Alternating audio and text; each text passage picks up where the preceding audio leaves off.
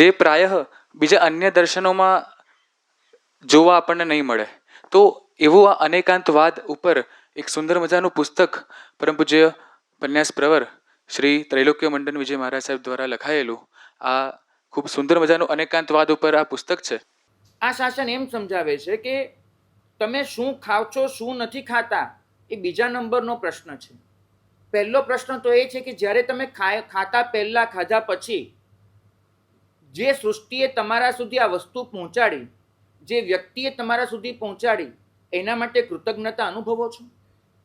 તમારી થાળીમાં પીરસાયેલી જે રોટલી છે, એ રોટલી જેને પીરસી એના માટે તમારા મનમાં આભારની લાગણી છે? સૌથી પહેલાં તો અહીંથી શરૂઆત થશે. તમે ચોક્કસ એ ચેક કરતા હશો કે મારી થાળીમાં જે મુકાયું છે એમાં કોઈ અભક્ષ્ય નથી ને, બધું ભક્ષ્ય છે ને. આ ચેક ભલે કરી લેશો, પણ તમારા થાળી સુધી એ વસ્તુ જેને પહોંચાડી છે એના માટે તમારા ચિત્તમાં આભારની લાગણી છે? આ બહુ મહત્વનો પ્રશ્ન છે. પ્રભુ એમ ફરમાવે છે કે કદાચ તમે જે વેપારીએ ઘઉં તમારા સુધી પહોંચાડ્યા એને તમે પૈસા ચૂકવી દીધા, બરાબર, એ વેપારીને તો તમે આપી દીધું. જે ખેડૂતે ઘઉં ઉગાડ્યા એના માટે એને પણ તમે પૈસા આપ્યા. પણ પ્રશ્ન એ છે કે જે માટીએ ઘઉં ઉગાડ્યા, જે પ્રકાશ, જે પાણી, જે હવા, જે બધા પ્રકૃતિના તત્વોએ ઘઉં ઉગાડવામાં કામે લાગ્યા, તમે એ પ્રકૃતિના તત્વનો આભાર માન્યો? આપણે ત્યાં વાપરતા પહેલા 3 નૌકાર ગણવાની એક પરંપરા હતી, બરાબર છે? આ 3 નૌકાર કોઈ નિયમ નથી. અમારી પાસે લોકો પ્રાયશ્ચિત લેવા, મારા સાહેબ આજે 3 નૌકાર ગણવાનું ભૂલી ગયો, શું કરવાનું? મેં તો હાથ જોડી દેવાના, બસ, બીજું કાંઈ ન કરવાનું. 3 નૌકાર કોઈ નિયમ નથી. પ્રભુ એટલું સમજાવે છે કે તમે વાપરતા પહેલા 3 નૌકાર ગણીને તમારા સુધી આ ખાવાનું જેને જેને પહોંચાડ્યું, એ માટી, હવા, પાણી, પ્રકાશ, ત્યાંથી શરૂ કરીને આ રોટલી વણનાર, રોટલી પીરસનાર સૌના માટે એક આભારની લાગણી વ્યક્ત કરો, પરમ તત્વને પ્રાર્થના કરો કે એમનું કલ્યાણ થાય, પછી ખાવાનું શરૂ કરો. પાણી પીઓ તો એક નૌકાર ગણીને પીઓ, કેમ કે તમે આ સૃષ્ટિ પાસેથી કશુંક મેળવી રહ્યા છો. તમને તમારી પાત્રતા કરતાં વધારે આપવામાં આવ્યું છે. ભાગ્યશાળી. તો આ જે સંવેદના છે એ જૈનત્વનું પહેલું લક્ષણ છે કે દુઃખી જીવો માટેની દયા. બીજું, અદ્વેષો ગુણવત્સુ છે. કોઈના પણ ગુણ જુઓ, કોઈના પણ, એના માટે મનમાં લાગણી જાગવી જોઈએ કે આ ગુણિયલ છે અને મારે એની પાસેથી કશુંક શીખવા જેવું છે. કદાચ આપણામાં એ ગુણ આવી ગયો હોય તો અનુમોદના તો જાગવી જ જોઈએ કે આ જીવે આટલો ગુણ પ્રાપ્ત કર્યો, એનું પણ ભલું થજો. ઘણી બધી વખત એવું થઈ જાય છે કે ધર્મ કરતા કરતા જડ બની જઈએ અને અનુમોદનાનો પરિણામ જ ન બચે. તો ક્યારે પણ આ વસ્તુ નહીં થવા દેવાની. અહીંયા તો સમવસ્ત્રણમાં મહાવીર સ્વામીએ કામદેવ શ્રાવકની અનુમોદના કરી કે એને કેટલી સરસ આરાધના કરી. શાસ્ત્રકાર ભગવંતોને પ્રશ્ન આવ્યો કે મહાવીર સ્વામી તો તીર્થંકર છે, ઓલો તો એક શ્રાવક છે, તીર્થંકર શ્રાવકની અનુમોદના કરે? તો ત્યાં પ્રભુએ કહ્યું કે અનુમોદના ન કરવી અપરાધ છે. આ સૃષ્ટિએ સમજવું પડશે. અનુમોદના કરવી એ સારું કામ છે, પણ અનુમોદના ન કરવી અપરાધ છે. તો ગુણવાન જીવો પ્રત્યે અનુમોદનાનો પરિણામ, આ જૈનત્વનું બીજું લક્ષણ. અને ત્રીજું કે તમારા સંપર્કમાં જેટલા પણ લોકો આવે છે એ બધા જ લોકો પ્રત્યે ઔચિત્યપૂર્વકનું વર્તન કરો. આપણે કદાચ બહાર તો બહુ સારા દેખાતા હશું, પણ આપણો અસલ ચહેરો આપણી આસપાસ રહેતા લોકોને જ ખબર હોય છે. બહાર દુનિયા આપણને કદાચ શાંત ગણતી હોય, આપણું મગજ ખરેખર કેટલું ગરમ છે એ ઘરવાળાને પૂછીએ તો ખબર પડે. તો આ જે આપણી પરિસ્થિતિ છે, મુખોટા પહેરીને ચાલવાનું, નકાબની વચ્ચે જીવવાનું, અને તમે જેને સ્પ્લિટ પર્સનાલિટી કહો, ઘરે જુદા, દુકાને જુદા, દેરાસરમાં જુદા, બધી જગ્યાએ અલગ અલગ પર્સનાલિટી ટકાવી લીધી છે. આને તોડી નાખવી પડે અને બધા સાથે ઔચિત્ય ભરેલું વર્તન શરૂ કરવું પડે. હરિભદ્ર સુરી મહારાજે તો લખ્યું કે દેરાસરમાં જે જીવ પૂજા કરવા આવે એને પોતાના ચંપલ એવી રીતે ઉતાર્યા છે કે પાછળ આવનારને પગમાં અટવાઈ શકે તો એની પૂજા સામે એક પ્રશ્નાર્થ ચિહ્ન લાગે છે, કેમ કે એનામાં એટલો પણ વિવેક નથી કે ચંપલ કેવી રીતે ઉતારવા. તો ધર્મની શરૂઆત આવી નાની નાની વાતોથી થાય. તો આ 3 લક્ષણ, દુઃખી જીવો પર દયા, ગુણવાન જીવોની અનુમોદના અને બધા સાથે ઔચિત્યપૂર્વકનું વર્તન. પછી એ જીવ હોય કે અજીવ હોય, અમે કોઈ પણ દિવસ પાણી લૂછીએ ને તો પગથી પોતું નહીં કરીએ, અમે હંમેશા હાથથી કરીએ, પગથી ન કરીએ. ગુરુ ભગવંત એમ સમજાવે, આજે વસ્તુને પગ લગાડવાનું મન થયું, કાલે માણસને પગ લગાડવાનું મન થશે. તો તમે બધી જ વસ્તુને કે વ્યક્તિને રિસ્પેક્ટ આપવાનું શીખો. તો બટાકા ખાવા કે ન ખાવા એ નિયમ નથી, સંયમ છે. હું કદાચ આવા નિયમો પાડી લઉં, જાળવી લઉં, પણ પછી બીજું જે પણ ખાઉં છું એમાં રાગદ્વેષ કરી મૂકું તો પછી એ મારો સંયમ હણાયો. ભગવાને નિયમને ધર્મ નથી કીધો, ભગવાને સંયમને ધર્મ કહ્યો છે. સમવસ્ત્રણમાં એક બહુ સરસ સંવાદ થયો છે એક રાજા અને પ્રભુ વચ્ચે. એ આ નિયમ અને સંયમ વચ્ચેનો ભેદ સ્પષ્ટ કરી આપશે. રાજા પ્રભુને વંદન કરવા આવ્યા છે અને પ્રભુને પ્રશ્ન કર્યો છે કે આપ એવું કેમ કહો છો કે કંદમૂળ ન ખાવા? પ્રભુએ સ્પષ્ટ કીધું કે મેં આજ સુધી એક પણ વખત એવું કહ્યું નથી કે કંદમૂળ ન ખાવા. મેં તો નથી કહ્યું. તો કે સાહેબ, અહીંયા જેટલા પણ લોકો બેઠા છે એ બધા જ કંદમૂળ નથી ખાતા. તો કે હા, પણ એ લોકોની પસંદગી છે. કંદમૂળ ન ખાવા એવો નિયમ મેં નથી આપ્યો, એ લોકોની પસંદગી છે. તો રાજા બહુ કન્ફ્યુઝ થઈ ગયો કે આપના બધા જ અનુયાયી કંદમૂળ નથી વાપરતા અને છતાંય આપ કહો છો કે મેં આ વસ્તુ કીધી નથી, તેનો અર્થ શું સમજવો? તો પ્રભુએ જવાબ આપ્યો કે હું નિયમ નથી શીખવાડતો, હું સંવેદના શીખવાડું છું.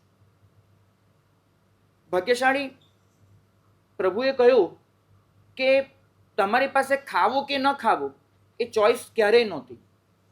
તમે જીવો છો તો જીવવા માટે તમારે ખાવું જ પડશે. તો ખાવું કે ન ખાવું એ પસંદગીનો સવાલ નથી, પરંતુ શું ખાવું એ પસંદગી એક મનુષ્ય પાસે છે. હવે તમારી સામે બે પ્લેટ પડી છે.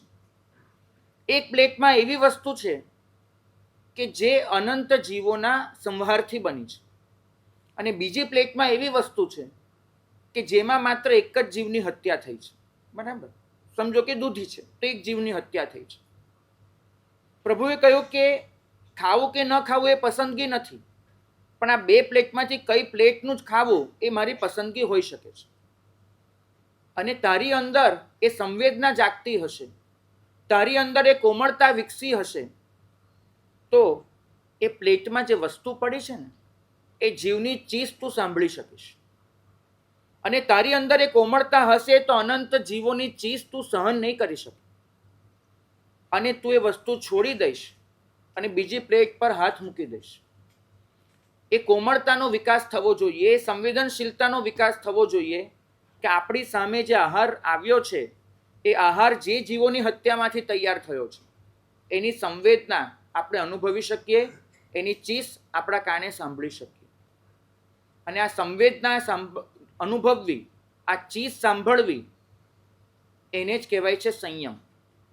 હું નિયમ તો કરી લઉં કે આ નહીં ખાવું, પણ પછી જો મારામાં સંયમ ન આવ્યો, સંવેદના ન આવી તો થશે શું?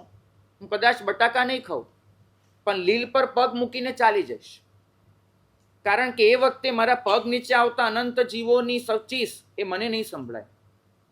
તો આ શાસન સંવેદનાનું શાસન છે. એ તમને એક જ વસ્તુ શીખવાડે છે કે તમે તમારી સામે આવેલા દરેક જીવ માટે પોતિકાપણું અનુભવી લો. આ અનુભવવું એક કળા છે. ભાગ્યશાળી યુનેસ્કોના બંધારણમાં પહેલી લીટી આવી રીતે લખાઈ છે કે આ દુનિયામાં રહેતા દરેક મનુષ્યને શાંત, સ્વસ્થ, સલામત જીવન પસાર કરવાનો અધિકાર છે. અને યુનેસ્કો એના એ અધિકારનું સન્માન કરે છે, એને જતન કરવાની પ્રતિજ્ઞા કરે છે. આ જે યુનેસ્કોનું બંધારણ છે ને, આજથી 2500 વર્ષ પહેલા પ્રભુએ આ બંધારણ સમવસ્ત્રણમાં આપેલું, આચારાંક સૂત્રમાં લખ્યું છે, માત્ર મનુષ્ય માટે નહીં, દરેક જીવ માટે, કે આ સૃષ્ટિમાં વર્તતા દરેક જીવને સ્વસ્થ, શાંત, સલામત જીવન પસાર કરવાનો અધિકાર છે. અહીંયા સમાનતાની વાત નથી, અહીંયા સમતાની વાત છે. હું બીજા જીવો સાથે સમાન છું એ તો કદાચ દુનિયાનો દસ્તુર થયો, પણ સામે આવેલો દરેક જીવ આખરે હું જ છું. આ આત્મૌપમ્ય અનુભવવું, દરેકમાં પોતાની જાતનું જ દર્શન કરવું, આ પ્રભુની ક્ષમતા છે. તમે ધર્મના નામ પર નિયમ કરતા જ જાઓ, પણ અંદરથી જો મુલાયમતાનો વિકાસ ન થાય, અંદરથી મૈત્રી ભાવનો વિકાસ ન થાય, અંદરથી તમે બીજા જીવો માટે આ ક્ષમતા ન અનુભવો, તો પછી તમારો એ જે ધર્મ છે સમજવું કે કરીને વધારે જડ બની રહ્યા છો. કદાચ તમે તપાસ કરજો, જે લોકોએ મૈત્રી ભાવ વગર ધર્મ અપનાવી લીધો છે એના જીવનમાં તમને બહુ વધારે જડતા દેખાશે. એ જડતાને પાછો એ પોતે ધર્મના નામ પર ખતવતો હશે કે હું બહુ શ્રદ્ધાળુ છું, બહુ નિષ્ઠ છું, પણ વાસ્તવમાં એ જડતાને કટ્ટરતા હશે. ક્ષમતા તમને મૈત્રી લાવી આપે છે, જડતા તમને જેહાદીપણું લાવી આપે છે. તમે પરાણે બીજાને ધર્મ કરાવવાનો પ્રયત્ન કરતા થાવ છો, એના માટેની સંવેદના નથી અનુભવતા. ચિચિયારી ક્યારે સંભળાય? કરુણાથી લથબથ થયું હોય ને તો તમે એ ચીજ સાંભળી શકો. ધર્મની શરૂઆત થાય છે કરુણાથી. હવે પછી જો કોઈ તમને પૂછે કે મારે જૈન બનવું છે તો શું કરવું, તો આ 3 જ શરત આપજો: દુઃખી પર દયા, ગુણવાનની અનુમોદના અને ઔચિત્યપૂર્વકનું સેવન. ભલે કદાચ આ 3 શરત પાળ્યા પછી એ પ્રભુ વીરને ન ઓળખતો હોય, પ્રભુ વીર એને ઓળખી લે છે. એ કદાચ એવું ન સમજતો હોય કે હું આ શાસનનો છું, આ શાસન એનો સ્વીકાર કરી લે છે. પ્રભુનું ધર્મચક્ર છે ને એ તો 14 રાજલોકમાં વ્યાપ્ત છે. પ્રભુએ ક્યારે એવું નથી કીધું કે જે મને ઓળખે છે એનું હું રક્ષણ કરું છું. પ્રભુ એટલું જ કહે છે કે તમે પ્રભુ વીરને ભજો કે ન ભજો, તમારા આંતરિક શત્રુને જીતવાની મહેનત કરો તો તમે જૈન જ છો. આપણે જૈનની વ્યાખ્યા કેવી કરી દીધી? જે જીનનો અનુયાયી હોય તે જૈન, આવી આપણી વ્યાખ્યા છે. કદાચ જો કોઈ તમને પૂછે, જેમ બુદ્ધનો અનુયાયી બૌદ્ધ કહેવાય એમ જીનનો અનુયાયી જૈન કહેવાય. એક શાસ્ત્રમાં આવી વ્યાખ્યા લખી નથી. શાસ્ત્રો તો જૈનની વ્યાખ્યા જુદી જ લખી છે. જે જીન બનવાની મહેનત કરે તે જૈન. અહીંયા જીનના અનુયાયી નથી બનવાનું. તમારે કોઈના પગ નથી પકડી લેવાના. પગ પકડીને તમારો ઉદ્ધાર થઈ જશે એવું નહીં માની લેવાનું. તમારે તમારા આંતરિક શત્રુઓ સામે જીતવાની મહેનત કરવાની છે. અને જે આ મહેનત કરે છે એ જૈન છે. જે જીનના માર્ગે ચાલે છે એ મહેનત કરીને એ જૈન છે. ભાગ્યશાળી અમે લોકો પંખો નથી વાપરતા હોતા, તમને કદાચ ખબર હશે, બરાબર? એક સાધુના જીવનમાં પંખો, એસી એવા સાધનોનો ઉપયોગ નથી હોતો. વ્યક્તિગત રીતે ક્યારેક કોઈક અલગ પ્રસંગે અમારે ક્યાંક ઉપસ્થિત થવાનું થાય, ત્યાં ગૃહસ્થોએ પોતાની રીતે વ્યવસ્થા કરી, એવો અલગ મુદ્દો છે. પણ અમારા અંગત જીવનમાં આવા કોઈ પણ સાધનનો ઉપયોગ નથી હોતો, બરાબર? પ્રભુ વીરની આજ્ઞાને અનુસાર. હવે તમે મને એક વસ્તુ સમજાવો, તમે પંખા નીચે બેસો તો તમને સુખ મળે છે કે નથી મળતું? ખાલી મારે પૂછવું છે, બરાબર? એસી ચાલુ કરીને બેસો તો તમને સુખ શાંતિનો અનુભવ થાય છે કે નથી થતો? અને ભગવાન જ્યારે ના પાડે આ પંખો એસી વાપરવાની, ત્યારે એવું છે કે ભગવાનને તમારું સુખ ખમાતું નથી, ભગવાનને આમ પેટમાં દુખે કે તમે કેમ આટલા સુખી થઈ ગયા, એવું છે? નહીં. પ્રભુ કહે છે કે જેમ તને સુખ ભોગવવાનો અધિકાર છે એમ બીજા જીવોને પણ છે. જેમ તું મનુષ્ય તરીકે સુખ મેળવવાનો હકદાર છે, એમ આ હવામાં રહેતા અસંખ્ય જીવો એમને પણ સુખનો હક છે. તું તારા એક સુખ માટે બીજા અસંખ્ય જીવોનું બલિદાન આપી દે, એ કેવી રીતે ચાલે?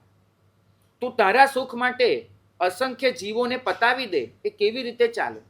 અને કદાચ તું ગૃહસ્થ છે, નથી જ રહી શકતો, ઓકે, તું તારી રીતે બને તેટલું ઓછું વાપર.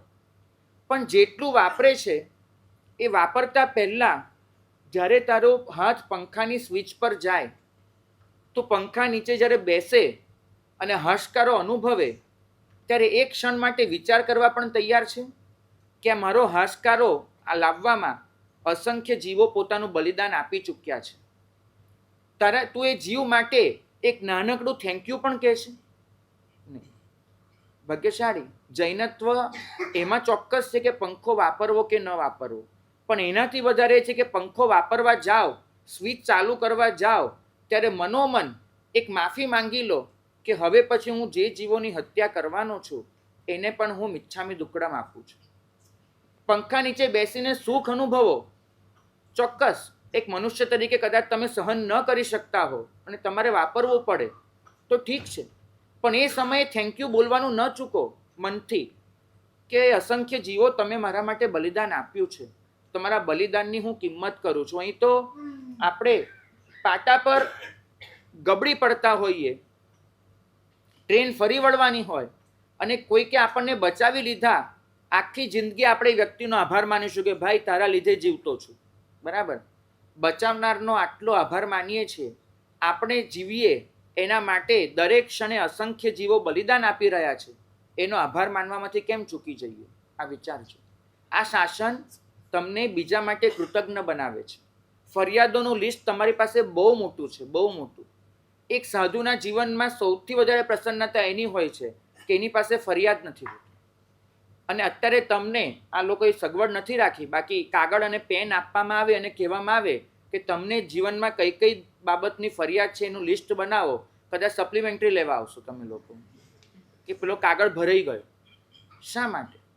અને એની સામે જ્યારે તમે કોઈને પણ મળો છો, ફરિયાદથી જ તમારે શરૂઆત થાય છે. ભગવાનને પણ નથી છોડતા, ત્યાં જઈને ફરિયાદ કરો છો.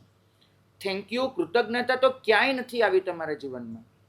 અને જો આ વસ્તુ આપણે નહીં શીખી શક્યા કૃતજ્ઞતા અનુભવવાનું, તો જીવનની દરેક પળ એ તમારી ફરિયાદમાં અને દુઃખમાં પસાર થશે. જીવનની દરેક પળને પ્રસન્નતાથી છલકાવી દેવી એ ધર્મ છે.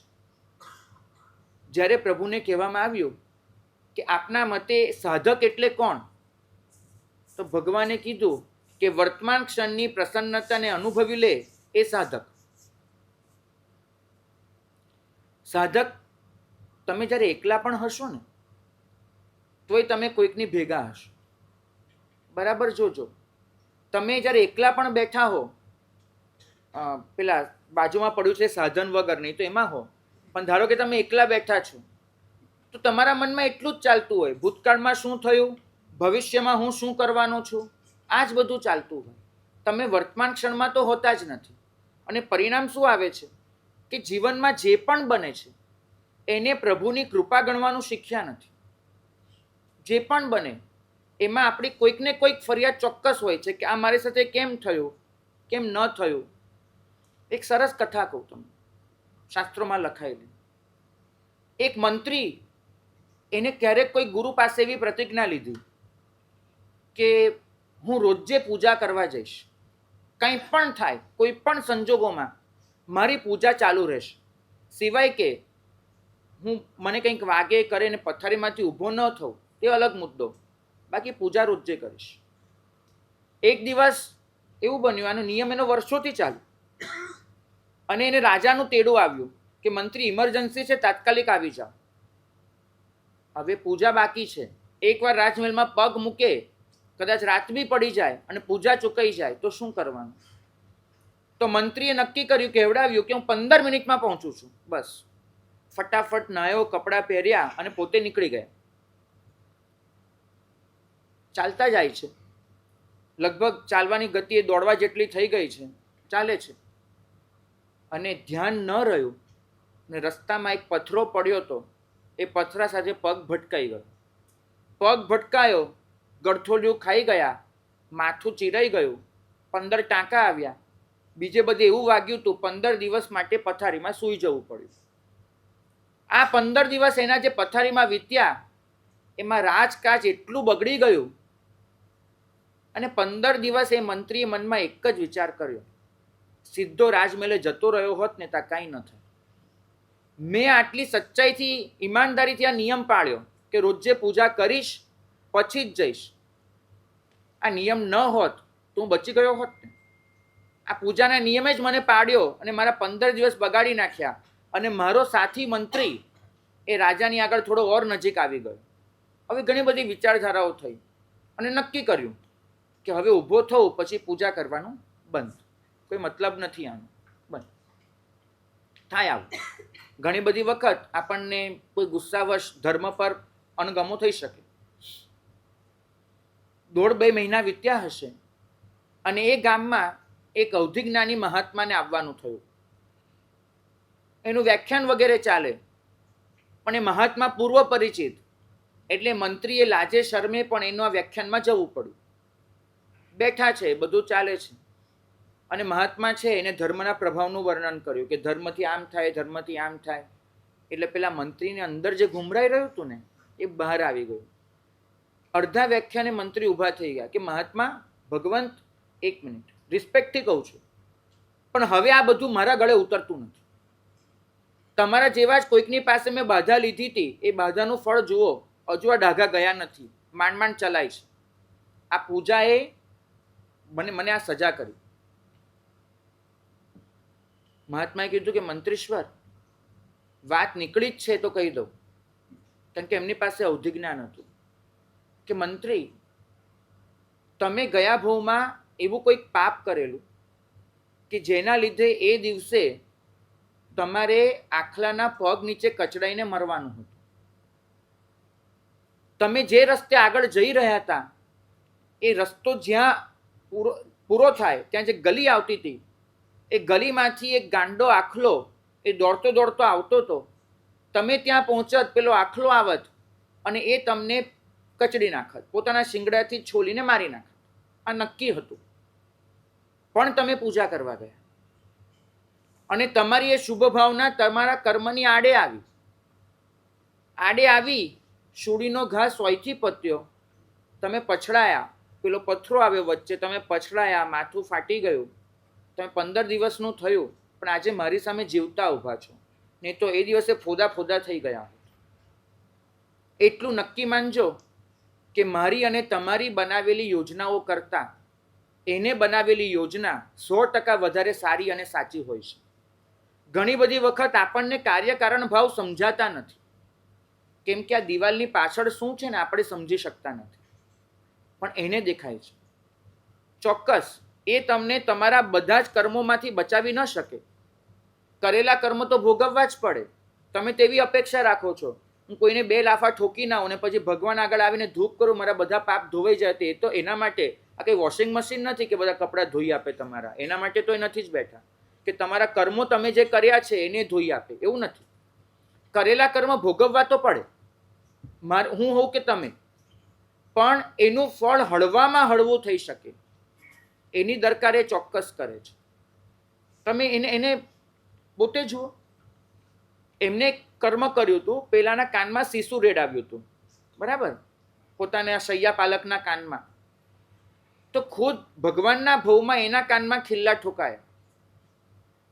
ભગવાન પોતે કહે છે કે મારે મારા કર્મો જો ભોગવવા પડ્યા છે તો હું તમને કઈ રીતે બચાવવાનો છું? જેમ મેં ભોગવ્યા એમ તમારે પણ ભોગવવા જ પડે.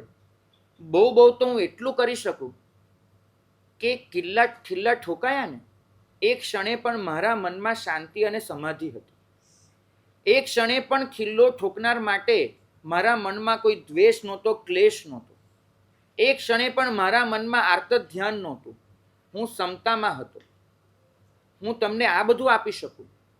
તમારા કર્મોનો ઉદય આવે એમાંથી તો હું તમને બચાવી ન શકું, પણ એ કર્મો ભોગવતી વખતે પણ તમે શાંત હો, તમે સ્વસ્થ હો, તમારા મનમાં કોઈ વ્યક્તિ માટે દુર્ભાવ ન હોય, આ બધું હું તમને શીખવાડી શકું. ભગવાન પડતા ન બચાવી શકે, પણ તમે પડ્યા પછી પડી ન રહો, હાથ પકડીને તમને ઊભા ચોક્કસ કરે. ભાગ્યશાળી 2 રસ્તા હોય છે તમારી પાસે. એક રસ્તો છે સમર્પણનો, એક રસ્તો છે સમજણનો. સમર્પણના રસ્તે તમે તમારું બધું જ પરમ તત્વને સમર્પિત કરી દેતા હો છો. સર્વસ્વ સમર્પિત કરવાનો મતલબ એ નથી થતો કે તમારી પાસે જે છે બધું જ એને આપી દો. ફરક સમજજો જૈન શાસનના સમર્પણ અને અન્ય ધર્મોના સમર્પણ વચ્ચે. અન્ય ધર્મ એમ કહેશે કે સર્વસ્વ સમર્પિત કરો, એનો અર્થ એ થાય કે તમારી પાસે જે પણ છે એ એના ચરણે મૂકી દો. જ્યારે જૈન શાસન સમર્પણનો અર્થ જુદો કરે છે કે તમારે આપવું એ આપો, પણ તમારી પાસે જે પણ છે એને એનો પ્રસાદ ગણી લો. બરાબર? અહીંયા તો ખબર છે ને, ઓલા મહુડી કોઈ જતા હોય, આખી થાળી ભરીને સુખડી ધરવો, એમાંથી ઘંટાકર્ણ કેટલી રાખે સુખડી? આટલી. અને બીજી બધી તમે કેવી રીતે વાપરો?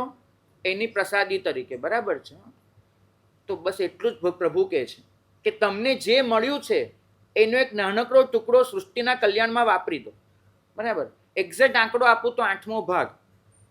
પ્રભુએ આપેલો સિદ્ધાંત છે કે તમારી જેટલી પણ આવક છે એના 12.5% સૃષ્ટિના કલ્યાણ માટે સમર્પી દો. કારણ કે ફરીથી પ્રકૃતિ પાસેથી તમે એટલું બધું મેળવો છો. અહીંયા આપણે બધા અત્યારે શ્વાસ લઈ રહ્યા છીએ. આ હવાના પૈસા કોને આપ્યા તમે? બરાબર? ફ્રીમાં ભોગવો છો ને હવા. પ્રકાશ, હવા, પાણી બધું જ ફ્રીમાં મળે છે. તો પ્રકૃતિનું દરેક તત્વ તમને જીવાડી રહ્યું છે. આ તમારા માથે પ્રકૃતિનું દેવું છે. તો આ પ્રકૃતિના કલ્યાણ માટે, એ દેવા માટે, સૃષ્ટિના કલ્યાણ માટે તમારી આવકનો એક નાનકડો હિસ્સો 8મો ભાગ 12.5% એ સૃષ્ટિને સમર્પિત કરી દો. પછી એ સમર્પણ કોઈ કબૂતરને ચણ પણ હોઈ શકે છે, કોઈ ગરીબને ઓઢાડેલો ધાબળો પણ હોઈ શકે છે, કે પછી દેરાસરના ભંડારમાં મુકાતો પૈસો પણ હોઈ શકે છે, અને સાધુ સાધ્વીને અર્પણ થતી મુપત્તિ પણ હોઈ શકે છે. કોઈ પણ સ્વરૂપે આ સૃષ્ટિમાં તમે એવું કંઈક નિસ્વાર્થ ભાવે કરી લો કે જેમાં તમને અંગત રીતે કોઈ લાભ નથી, અને બાકીના 7 ભાગ જે ભોગવો એને પ્રસાદી તરીકે માની લો. પેલી સુખડી જ્યારે ખાતા હો ત્યારે એમ કહો છો કે આ મારી સુખડી છે એવું ખાઈને ખાવ છો? નહીં. તમે કેવી રીતે વાપરશો? આ પ્રસાદી છે. તો સર્વસ્વ સમર્પિત કરવાનો અર્થ એ થાય છે કે તમારી પાસે જે પણ છે એને પ્રભુની કૃપા સમજી લો, એને પ્રભુનો પ્રસાદ સમજી લો. આ સમર્પણનો માર્ગ છે. પરિણામ શું આવે છે ખબર છે? પછી જે પણ ભોગવીએ છીએ ને એમાં કોઈ ફરિયાદ નથી રહેતી, પ્રસન્નતા હોય છે. કેમ કે પ્રસાદ પ્રસન્નતા આપે. તમે અલગ અલગ મંદિરોમાં જશો ને, ભાગ્યશાળી અંબાજીમાં જુદી જાતનો પ્રસાદ મળે. બરાબર છે? અને વૈષ્ણો દેવીમાં જુદી જાતનો મળે. શ્રીનાથજીને ત્યાં જુદો પ્રસાદ હોય, રણછોડરાયજીને ત્યાં જુદો પ્રસાદ હોય. દરેક જગ્યાએ પ્રસાદ જુદો હોય. તમે દરેક કોઈ પણ જગ્યાએ જેને ફરિયાદ કરી કે આ પ્રસાદ મને નથી ભાવતો, એને બદલે આ પ્રસાદ આપો, એવું કીધું નહીં. જ્યાં જે પ્રસાદ મળે ને એ પ્રસાદને પ્રસાદી તરીકે લઈ લેતા હો છો. બસ આટલું જ. તમને જે મળ્યું છે એને સંતુષ્ટ બનીને ખુશ થઈને માણી લો, ભોગવી લો. તમારી અપેક્ષાઓ, તમારી ઈચ્છાઓ, તમારી યેષ્ના, લાલસા, આ બધાનું વિસર્જન કર્યું. આ વિસર્જન કરતા જે શીખવાડે એનું નામ ધર્મ છે. અને બીજો માર્ગ છે સમજણનો. સમર્પણના માર્ગે તમે દરેક વસ્તુમાં એની કૃપા જોતા હો છો, અને જો સમજણના માર્ગે આગળ વધો તો દરેક જગ્યાએ એક જ વસ્તુ જુઓ છો કે મેં જે કર્યું છે એનું ફળ મને મળે છે. બરાબર? એકમાં તમે પરમાત્મા પર ભરોસો કરો છો, એકમાં કર્મ સત્તા પર કરો છો, એકમાં અંગત જવાબદારી લો છો કે મેં જે કર્યું એ મારે ભોગવવાનું, અને એકમાં જે પણ બને છે એને પ્રભુનો પ્રેમ ગણી લો છો. આ બંનેમાંથી કોઈ પણ માર્ગે આગળ વધો, રિઝલ્ટ સરખું મળશે તમને, તમારા દુઃખમાંથી મુક્તિ. ભાગ્યશાળી. દેખીતું દુઃખ તો છે ને હવે આપણી પાસે લગભગ બચ્યું નથી. એક આદિ માનવ એ બિચારો ગુફામાં જીવી લેતો હતો. અત્યારે તમારામાંથી કોઈએ ગુફામાં જવું હોય તો પૈસા ચૂકવવા પડશે. તમે ગુફાને બદલે બીજે રહો છો. બરાબર? આદિ માનવ ગરમી, ઠંડી, ભૂખ, તરસ જે સહન કરતો હતો એમાંનું કશું પણ તમારે સહન કરવાનું નથી. એને પાણી માટે પણ એટલી રઝળપાટ કરવી પડતી હતી. તમારા માટે તો અહીંથી બહાર નીકળો ને પાણી તૈયાર છે. તો શારીરિક સ્તરે તમારી પાસે લગભગ દુઃખ બચ્યું નથી. જે પણ દુઃખ છે ને એ તમારા મનનું છે, તમારી અતૃપ્તિનું છે.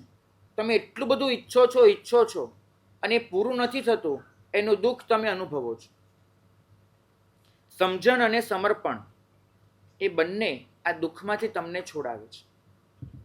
વિજ્ઞાન અને અધ્યાત્મ બંને વચ્ચે આ જ ફરક છે. વિજ્ઞાન સતત એવી શોધ કરી રહ્યું છે કે તમારી ઈચ્છાઓ પૂરી કરી શકાય. બરાબર? તમે જોજો કે તમારી ઈચ્છાઓ, એના માટે જેટલા પણ સાધનો સર્જી શકાય એ સર્જવા છે. સતત નવી શોધખોળ, સતત કંઈક નવું સર્જન, એકમાંથી બીજું, બીજામાંથી ત્રીજું. વિજ્ઞાન આ મહેનત કરી જ રહ્યું છે.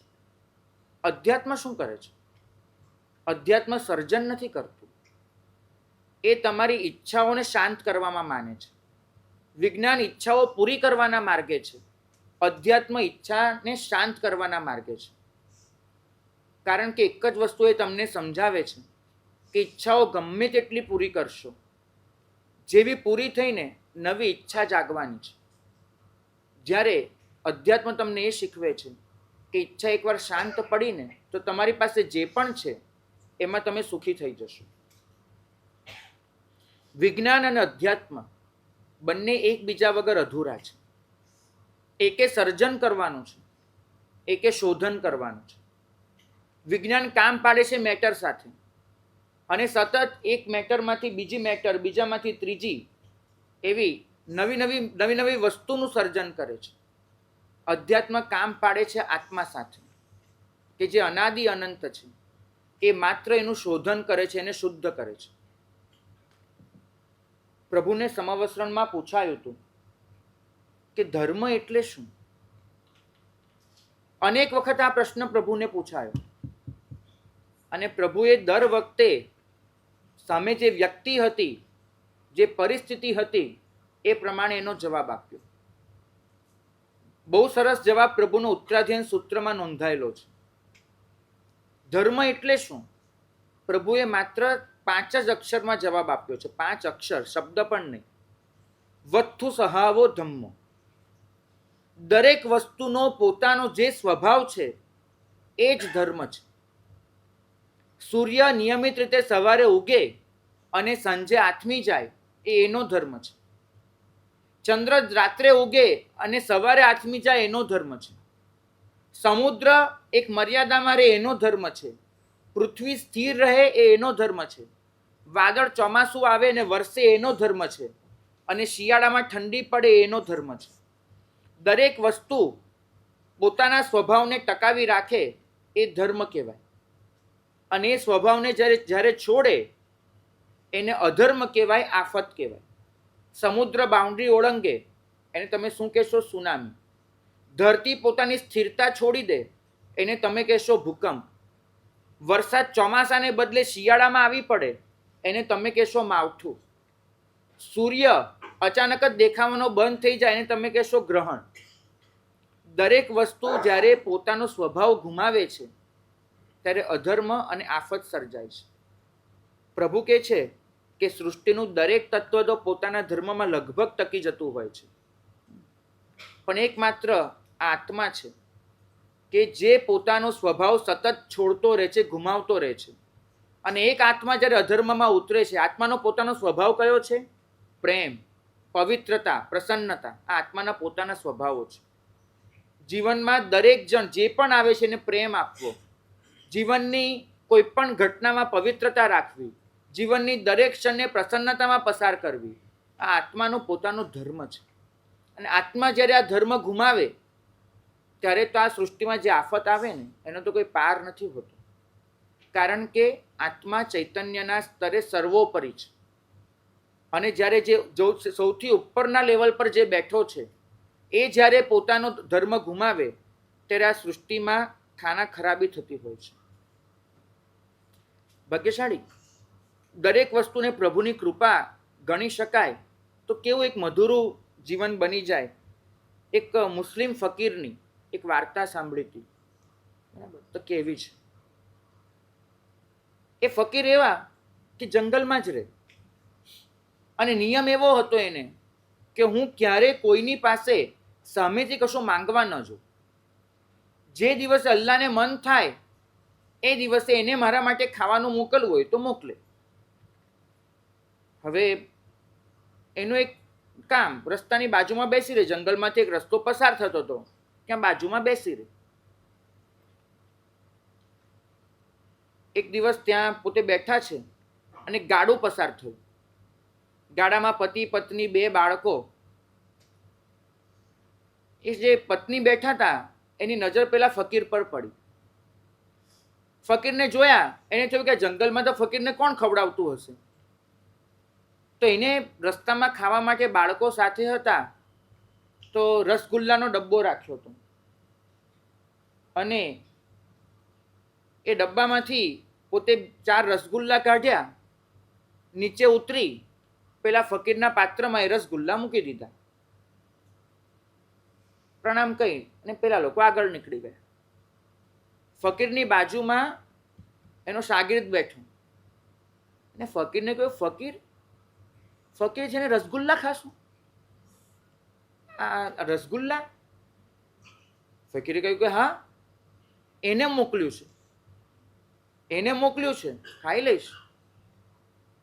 તો રસગુલ્લા ખાધા અને પછીના 2 દિવસ એવા વીત્યા કે કશું જ ખાવાનું ન મળ્યું.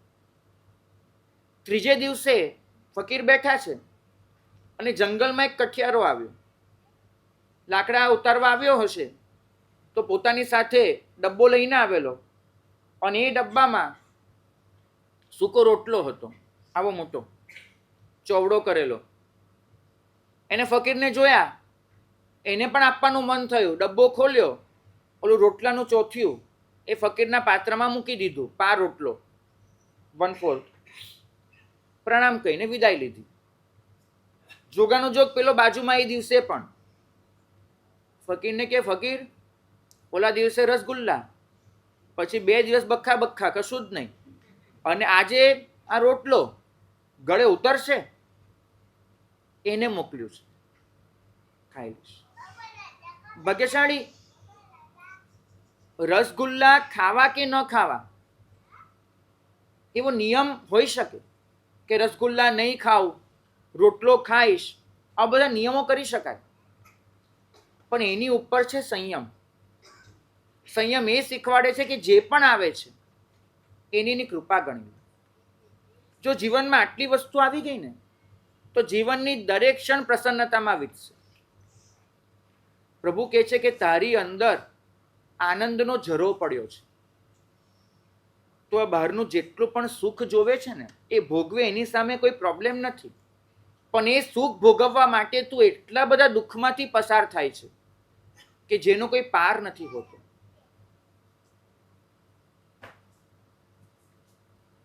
એ વસ્તુ મેળવતા પહેલા પણ દુઃખ, એ વસ્તુ મેળવ્યા પછી એને સાચવવાનું દુઃખ, વસ્તુ છૂટી જાય પછી પણ દુઃખ. એ સુખની પાછળ કેટલા દુઃખ જોડાયેલા છે. પ્રભુ કહે છે કે આ બધા સુખની પેલે પાર તારી અંદર એક એવું સુખ પડ્યું છે કે જે અનહદ છે, અનંત છે. તારે અંદરના અમૃત સુધી પહોંચવાનું છે. કેવી રીતે પહોંચાય? બહુ મહત્વનો પ્રશ્ન છે. પહેલા તો આવું સુખ અંદર પડ્યું છે, એ જ ગળે નથી ઉતરતું, તો કરવાનું શું? પ્રભુએ કહ્યું, પલિછિંદીય બહિરગમ ચ સોયમ નિકમ્મ દંસીહ મચ્ચિએહી.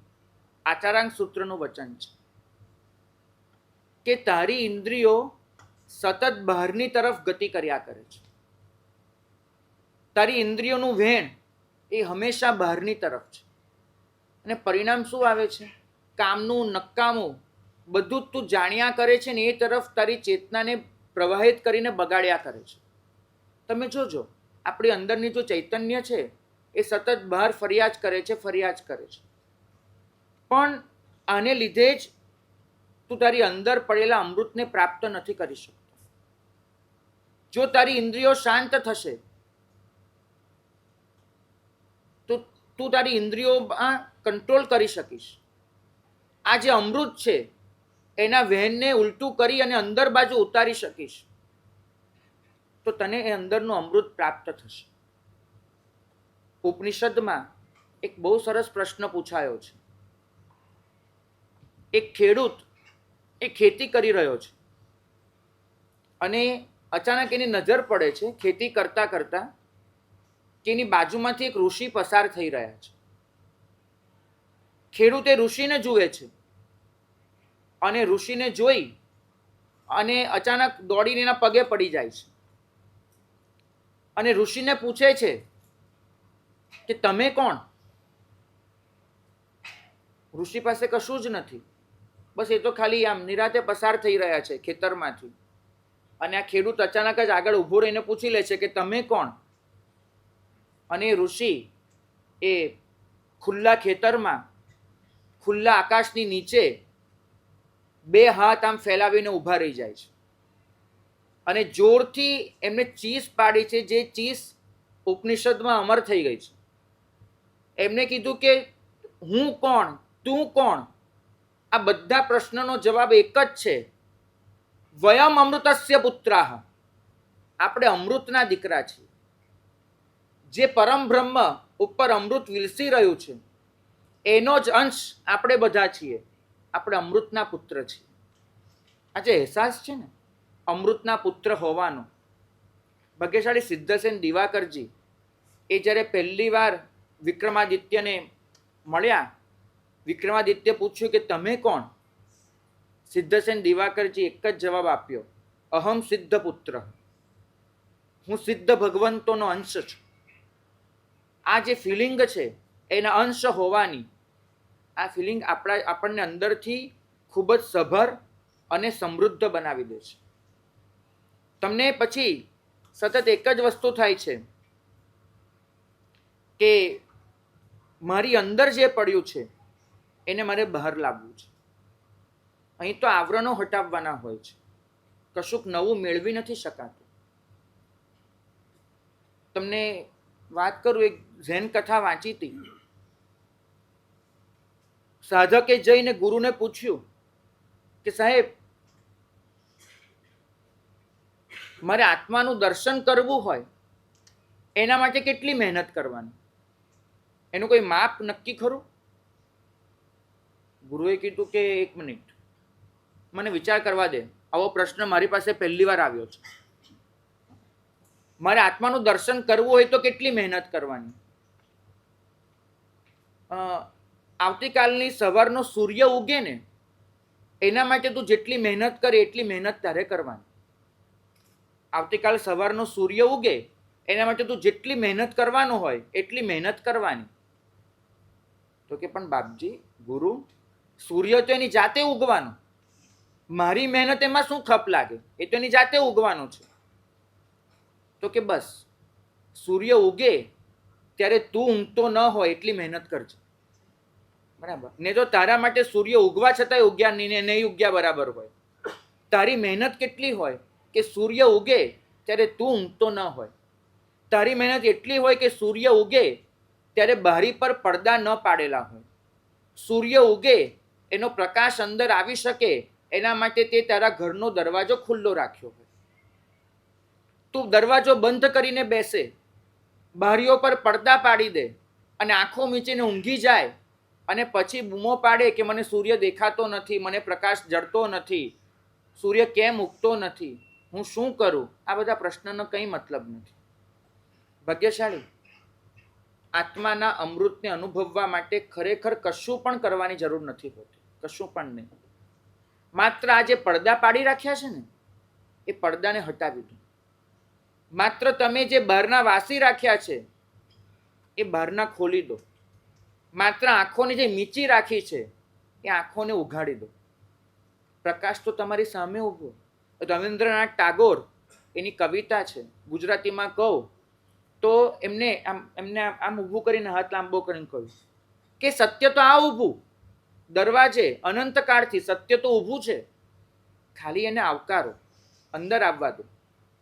આપણા જીવનમાં પણ કદાચ આટલું જ નજીક ઊભું છે પરમ તત્વ, પણ આપણે એને આવકારતા જ નથી, એને અંદર આવવાનું કહેતા જ નથી, અંદર આવવા દેતા જ નથી. તો શું થવાનું? એટલું તો તમે નક્કી માનજો કે બધાની વચ્ચે અડગ રહીને પોતાની પ્રસન્નતાને જાળવી લેવી એ જ વાસ્તવિક ધર્મ છે. તમે બધા બહુ ગિલ્ટ ફીલ કરો છો. જો થોડાક પણ ધર્મના માર્ગે આગળ વધો ને તો તમારી અંદર એક અફસોસને ઉભરાવી દો છો. એટલું યાદ રાખજો, સાધુ થઈને પણ એક વાત બહુ જ ખુલાસાથી કરું છું, નિખાલસતાથી, અને ખાસ આ સૂચના છે કે મારી વાત બહાર જઈને તમારે કોઈને કહેવાની નથી, બરાબર? આ સૂચના. પણ દુનિયામાં 4 જણ એવા છે કે જેનો ધંધો ડર પર ચાલે છે. ડર છે ને, ડર, એના પર જે 4 જણનો ધંધો ચાલતો હોય છે, બરાબર? એ 4 જણનો બિઝનેસ એના ડર પર હોય છે. પહેલા હોય છે ડોક્ટર, બરાબર? અહીં કોઈ છે નહીં ને ભાઈ, કરી દેજો માં. પહેલા હોય છે ડોક્ટર, બરાબર? ડોક્ટર પાસે તમે જાઓ અને કોઈ ડૉક્ટર તમને એમ કહે કે તમને કશો રોગ જ નથી, તમે એકદમ સારા અને સાજા છો, તો એને આવક અને દર્દી બંને ગુમાવી દેવા પડે. બરાબર? તો ડૉક્ટરનો ધંધો સૌથી પહેલાં ડર પર ચાલે. અને કદાચ હવે તો એવું થઈ ગયું છે, કોઈ ડૉક્ટરો સાથે સાથ બોલી પણ દે ને તો કંઈ આને કશું દેખતા નથી આવડતું, ડૉક્ટરે કમસે કમ 2-3 ગોળી લખી દેવી પડે. તો ડૉક્ટરનો ધંધો ડર પર ચાલે. બીજા હોય છે વકીલ. બરાબર? જેને કાયદા સાથે કામ પાડવાનું છે, એ તમે જાઓ એટલે સૌથી પહેલાં તમને ગૂંચવી નાખવાની મહેનત કરે કે અહીંયા આ કલમ લાગે છે, અહીંયા આ થાય છે, આ થઈ શકે, તે થઈ શકે. તો વકીલનો ધંધો ડર પર હોય. ત્રીજા હોય જ્યોતિષી, એનો ધંધો ડર પર ચાલે. બરાબર છે? તમે જાઓ એટલે તમને કે તારા આ થવાનું છે, આમ છે, આમ છે, એ 3. અને આ ડરને લીધે જ તમે એ લોકોને સરેન્ડર થતા હો, બાકી તમે ન થાઓ. અને ચોથો છે સાધુ.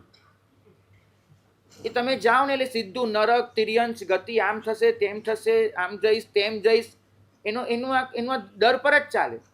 તમને અંદર અફસોસ અને આ બધાથી એવા તો છલકાવી દે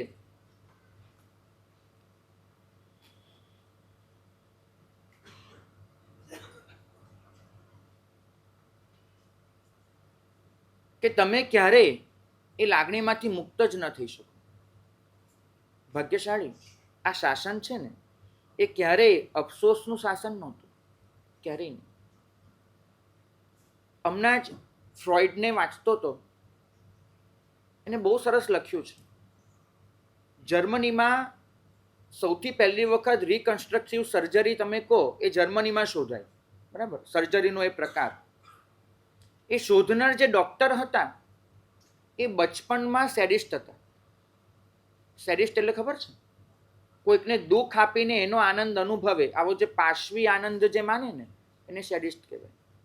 પછી તેના ઘણા બધા અર્થો થયા છે, પણ એ બચપણમાં સેડિસ્ટ હતા. એટલે ક્યાંય પણ જાય, રસ્તામાં કોઈ પણ કૂતરું દેખાય એની સાથે અવશ્ય કાતર હોય, અને કાતરથી કૂતરાની પૂંછડી કાપી નાખે, છોલી નાખે, લોહી લુહાણ કરે, આવું બધું કરે તો જ એને આનંદ મળે. આવી એક માનસિકતા હતી. અને આ માનસિકતાને જાણનારા બધા જ એવું કહેતા હતા કે આ છોકરો મોટો થઈને ભયંકર ગુનેગાર બનશે, કેમ કે અત્યારથી આ એની માનસિકતા છે. ફ્રોઈડે લખ્યું છે કે વાસ્તવમાં એ છોકરો જ્યારે મોટો થયો ત્યારે જર્મનીનો સૌથી સારો નામાંકિત ડૉક્ટર બન્યો હતો. એને પોતાના હાથે હજારો જિંદગીઓ બચાવી હતી, અને એને જે સર્જરીના પ્રકારની શોધ કરી એનાથી બીજા લાખો લોકો બચ્યા છે. કેવી રીતે? કેમ કે એની જે નકારાત્મક ઉર્જા હતી એ ઉર્જાને એવા ગુરુઓ મળ્યા કે જેને ઉર્જાને સકારાત્મક બનાવી. એને જે કાપકૂપ આ બધું કરવાનું ગમતું હતું, એને બદલે એ જ કાપકૂપને એમને ઓપરેશન સાથે જોડી દીધું, અને પરિણામે જર્મનીને એક બહુ સારા સર્જન મળે. આ ધર્મ તમને તમારી ઉર્જા સાથે કામ પાડતા શીખવે છે. કેટલાક હોય છે માલિક. માલિક શું કરે છે? બગીચા પાસે પસાર થાય અને ફૂલ ખીલેલું જુએ તો ફૂલને તોડશે, અને એ ફૂલને તોડીને એને મસળી નાખશે, એની સુગંધ લેશે, ફેંકી દેશે, કચડી નાખશે. આ બધો માલિકીપણું છે. તમારી અંદરની ઉર્જા એ વિસર્જનમાં વપરાઈ રહી છે, સંહારમાં વપરાઈ રહી છે. અને બીજો હોય છે માળી, માલિકની સામે માળી, જે પોતાની ઉર્જા સર્જનમાં વાપરે છે. એ ફૂલ ઉગાડશે. આપણી અંદર જે ઉર્જા છે એ જ્યારે વિનાશના માર્ગે વપરાય છે ત્યારે જ કહેવાય છે વિકાર. અને એ જ ઉર્જા જો સર્જનના માર્ગે વપરાય છે એને જ કહેવાય છે સંસ્કાર. વિકાર અને સંસ્કાર વચ્ચે બહુ મોટો ફરક નથી. તમારે તમારી ઉર્જાનું બેલેન્સ જ શીખવાનું છે. ઉર્જા ખોટા માર્ગે જઈ રહી છે કે ઉર્જા સાચા માર્ગે વહી રહી છે. તમારી બધાની ઘણી બધી ઉર્જા એ નકારાત્મક હશે, નેગેટિવ હશે. આ એનર્જીનું બેલેન્સ આ શાસન શીખવે છે. પ્રભુએ તો બહુ સરસ વાત કરી છે. તમે આ સાંભળશો ને તમને એમ થશે કે અત્યારે જઈને એના પગે પડી જાઓ. એમને કીધું કે ક્રોધને ખલાસ નહીં કરો, કારણ કે ક્રોધને જો ખલાસ કરી નાખશો તો તમે નપુંસક અને નિર્વીર્ય બની જશો. તો કર્મો સામે પણ કયા બળે લડશો? ક્રોધને સાચવી રાખો, પણ એ ક્રોધને ખોટી જગ્યાએ વાપરવાને બદલે તમારા આંતરિક શત્રુઓ સામે વાપરો. લોભને ખલાસ નહીં કરો. લોભને ખલાસ કરી નાખશો તો તમે દુનિયાના સૌથી આળસુ બની જવાના છો. પણ લોભને તમારા ગુણોની પ્રાપ્તિમાં વાપરો. ટૂંકમાં આ શાસન આપણને હરાવવાનું નથી શીખવાડતું, જીતવાનું શીખવે છે. ફરક સમજજો. કોઈકને હરાવી દેવા એનો એક જ મતલબ થાય કે એને ચૂપ કરી દેવો, એની બોલતી બંધ કરી દેવી, દલીલોથી એને જીતી લેવો, એના પર કબજો મેળવી લેવો. પ્રભુ કહે છે કે યાદ રાખજો, તમે કોઈને દલીલોમાં હરાવીને ચૂપ કરી શકો છો, એને પોતાનો ન બનાવી શકો. કોઈ ચૂપ થાય એટલે તમે શું સમજો છો કે આપણે જીતી ગયા? નહીં, તમે જીત્યા નથી. જ્યારે અર્જુન એ કર્ણ સામે યુદ્ધ કરવા મહાભારતમાં જતા હોય છે ને, ત્યારે એને બખ્તર પહેરાવવા માટે દ્રૌપદી આવે છે. અને દ્રૌપદી જ્યારે બખ્તર પહેરાવે છે ત્યારે પૂછે છે કે સ્વામી, આજે કયું લક્ષ્ય લઈને જાઓ છો? તો અર્જુન એક પડકાર આપે છે કે આજે કર્ણને હરાવીને આવીશ, આ મારો પ્રતિજ્ઞા છે. દ્રૌપદીએ હાથ જોડ્યા કે સ્વામી, કર્ણને કાં તો તમે મારી શકો અને કાં તો કર્ણ તમને મારે. કર્ણને મારી શકાય, કર્ણને હરાવી ન શકાય. ફરક સમજજો. કોઈકને મારીને તમે ચૂપ કરી નાખો, કર્ણને હરાવવો શક્ય નથી. એનું પૌરુષ જોતા. આપણે શત્રુઓને હરાવવા નીકળે, આપણા ક્રોધને, આપણા લોભને હરાવવા નીકળ્યા. વાસ્તવમાં હરાવવાના નથી. કેમ કે જો એ બધા હશે જ નહીં તો આપણી સાધના કઈ રીતે ચાલશે? અહીં તો અજીતનાથ ભગવાનના સ્તવનમાં લખ્યું છે કે જેને તે જીત્યા રે તેને હું જીત્યો રે. ત્યાં લખ્યું છે જેને તે હરાવ્યા રે તેને હું હાર્યો રે, એવું નથી લખ્યું. હરાવવાનો મતલબ થાય છે કે એને ખલાસ કરી નાખવું, પણ જીતવાનો મતલબ થાય છે એને પોતાનો બનાવી લેવો. બરાબર છે? મનુષ્યે આ જીતવાનું એક સાધન શોધ્યું છે. સાપ કરડે અને તમને સૌથી પહેલી જે દવા મુકાય એ દવા શેમાંથી બની હોય? સાપના ઝેરમાંથી. બરાબર છે? તો જે સાપનું ઝેર મારક હતું એ સાપના ઝેરની દવા બનાવી દેવી, આ જ ધર્મ છે. જે દૂષણ હતા એને જ તમારા ઉપયોગમાં લઈ લેવા, આ ધર્મ છે. તમારી સાધના એવી રીતે ગોઠવી દેવી કે જે તમને નડતર રૂપ હતું એ જ તમને સહાયક બની જાય, એ ધર્મ છે. શત્રુને પરાસ્ત કરવા માટે આ ધર્મ નથી, શત્રુને પોતાનો બનાવી દેવા ધર્મ છે. ભાગ્યશાળી તમારી નજરમાં નેગેટિવિટી હશે ને તો તમે આ સૃષ્ટિમાં ક્યાંય પણ જશો તમને એ જ જડવાની, એ જ દેખાવાની, કેમ કે તમારી નજરમાં એ વસ્તુ છે. આપણે કેટલો બધો દોષ આપીએ છીએ કે અહીંયા આ ખરાબ છે, અહીંયા આ ખરાબ છે, 5મો આરો આવ્યો, આ પશ્ચિમી સંસ્કૃતિ આવી, આ 21મી સદી, આખી લાઈફસ્ટાઈલ બગડી ગઈ છે, અહીંયા આમ બહુ જ બોલીએ છીએ. આખરે તો એક જ વસ્તુ છે કે તમારી અંદરની ખરાબી માટે તમે જાત પર લેવાને બદલે બીજાને જવાબદાર ગણો છો, બીજું કાંઈ જ નથી. આ સૃષ્ટિ તો પોતાની રીતે ચાલતી જ રહી છે, તમારે તમારું કરી લેવાનું છે. એક રાજા હતો, એને એક દિવસ મન થયું, એને બહુ જ ગમે સુગંધમાં જીવવું, તાજગીમાં જીવવું, આમ એકદમ તેવો માણસ. તો એને એક દિવસ મંત્રીને કહ્યું કે મંત્રી એક કામ કરો, મને આ બધું છે ને ગંદકી આ તે બધું ગમતું જ નથી. હું આખા નગરમાં આવતીકાલથી બધે જ માત્ર ફૂલો હોવા જોઈએ, બધે જ ફૂલો. હું જ્યાં પણ જાઉં ત્યાં મને સુગંધ જ જડે, હું જ્યાં પણ જાઉં ત્યાં મને તાજગી જ જડે, હું જ્યાં પણ જાઉં ત્યાં મને સૌંદર્ય જ જડે. સુગંધ જોઈએ, તાજગી જોઈએ, સૌંદર્ય જોઈએ, બીજું કાંઈ જ ન જોઈએ આખા નગરમાં. સારું, મારે થઈ જશે. મંત્રીઓ હંમેશા હાથ પાડવી પડે, ના તો પડાય જ નહીં, એટલું યાદ રાખવું. થઈ જશે. બીજે દિવસે રાજા રાજસભા પતાવીને બહાર જવા નીકળ્યા. મંત્રી, મેં કીધું એ બધું થઈ ગયું? હા સાહેબ, બધું જ થઈ ગયું. મેં બધી જ ગોઠવણ કરી લીધી છે, તમે જ્યાં પણ જશો ત્યાં તમને તાજગી, સૌંદર્ય, સુગંધ સિવાય કશું જ નથી મળવાનું. મંત્રી આગળ આવી અને રાજાનો જે ઉપરની જે શેરવાની હતી, કોટ હતો, એના ખિસ્સામાં એક સરસ ગુલાબનું ફૂલ મૂકી દીધું. સાથે સેવક હતો, એના હાથમાંથી બોટલ લીધી અને આમ કરી અને સ્પ્રે કરી દીધો. અને રાજા છે એના હાથમાં એક રૂમાલ પકડાવ્યો. એ રૂમાલની અંદર સરસ ખુશ્બો છાંટેલી હતી. રાજાને કે રાજન, હવે તમે જાઓ. હવે તમે જ્યાં પણ જશો ને ત્યાં તમને તાજગી, સૌંદર્ય, સુગંધ સિવાય કાંઈ જ જડવાનું નથી. કશું જ નહીં જડે તમને. તમને બધે જ આ દેખાશે. આખી સૃષ્ટિને ફૂલોથી મહેકાવી નથી શકાતી, પણ મારા ખિસ્સામાં ફૂલ મૂકી શકાય છે. બરાબર? આખી સૃષ્ટિ એને સુગંધિત કરવાનું કદાચ શક્ય ન હોય, મારા કપડા પર સુગંધ છાંટી દઉં એ શક્ય છે. આખી સૃષ્ટિને સૌંદર્યથી મઢી દેવી શક્ય ન હોય, પણ મારી આંખોને એવી બનાવી શકું કે જેમાં એ સૌંદર્ય સિવાય બીજું કશું જુએ જ નહીં. આવું કરી શકાય છે. ભાગ્યશાળી ધર્મ તમારી સોચ બદલે છે. અહીંયા મ્યુનિસિપાલિટીનો નકશો મંગાવશો ને સુરતનો, તો એમાં સુરતમાં ક્યાં ક્યાં ઉદ્યાન છે, બગીચા છે, એને દેખાડ્યા હશે, પિન પોઈન્ટ કર્યા હશે. સુરતમાં ક્યાં ક્યાં ઉકરડા છે એ નકશામાં દોરેલા હશે? નહીં. નકશામાં મ્યુનિસિપાલિટી વાળાને બી ખબર છે કે ઉકરડા ના દેખાડાય, બગીચા દેખાડાય. ઉકરડો તો માણસ જ્યાં છે જાતે જ ઊભો કરી લેશે. એક સોસાયટી ઊભી થવા દો, એના દરવાજે ઉકરડો જડી જ જવાનો છે, નવી સોસાયટી બને. ઉકરડો માણસ જાતે સર્જી લે છે, બગીચો શોધવા જવું પડે છે. તમારા હાથમાં છે કે જ્યાં પણ જાઓ ત્યાં સૌંદર્ય જોઈ લેવું કે ન જોઈ લેવું.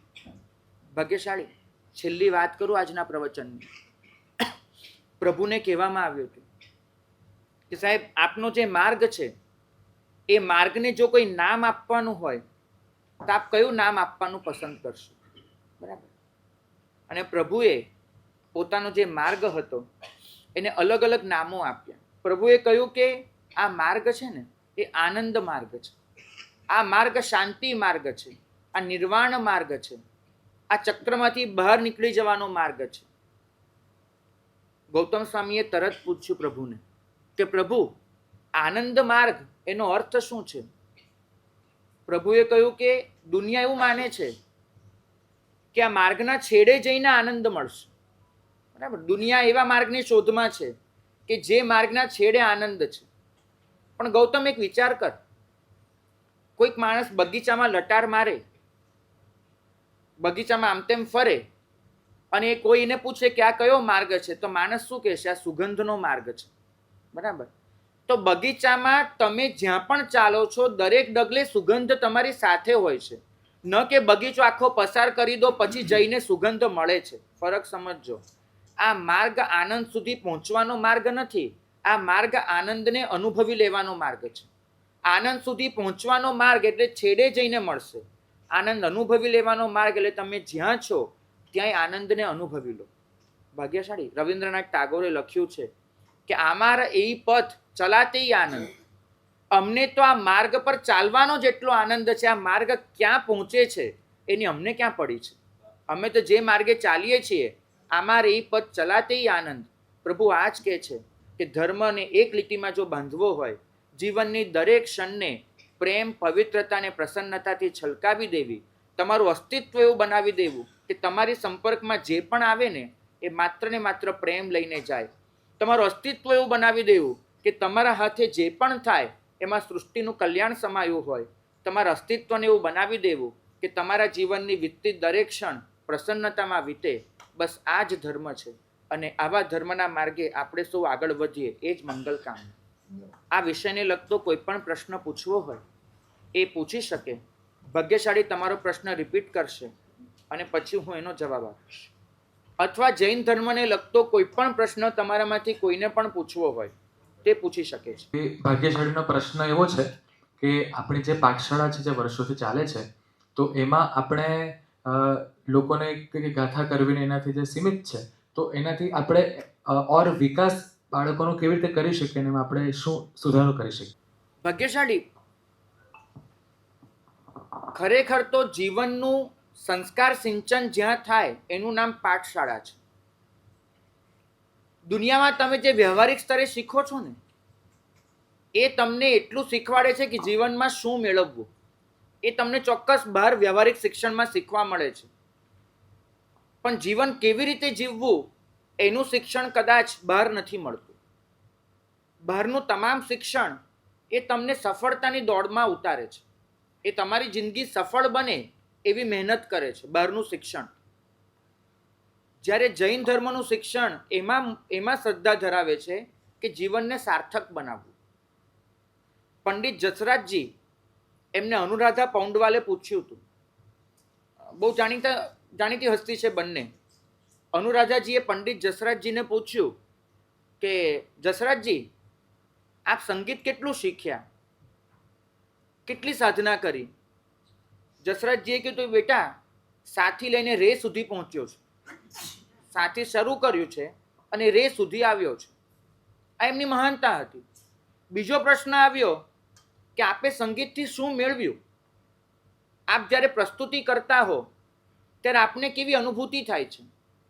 પંડિત જસરાજજીએ કીધું કે જ્યારે જ્યારે મને સાચી અનુભૂતિ થઈ છે આનંદની, એ ક્ષણે મારી સામે કેટલા બેઠા છે હું ભૂલી ગયો છું. જો એ ભૂલ્યો છું તો જ મને સાચી અનુભૂતિ થઈ શકી છે.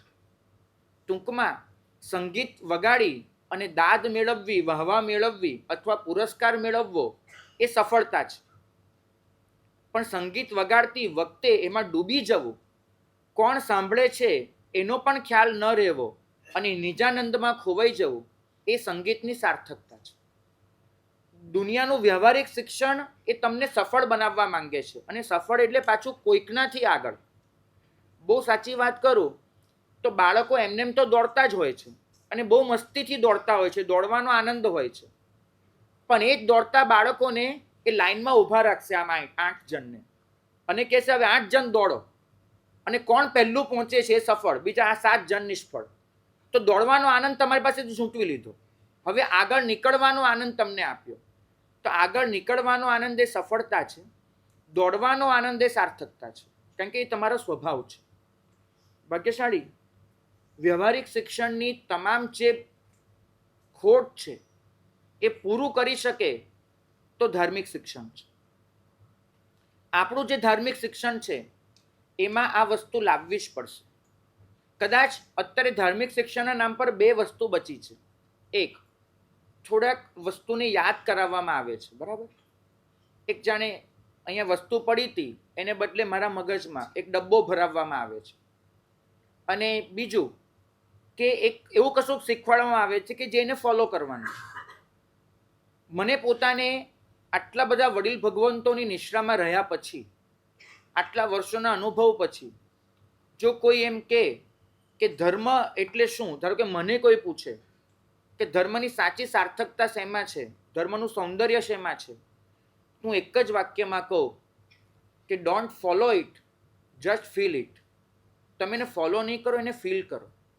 જો તમારી અંદર સંવેદના અને સહાનુભૂતિનો વિકાસ નથી, જો તમારી અંદર ક્ષમતા અને સ્વસ્થતા નથી આવતી, તો પછી આ ધર્મ કર્યાનો કોઈ જ અર્થ નથી.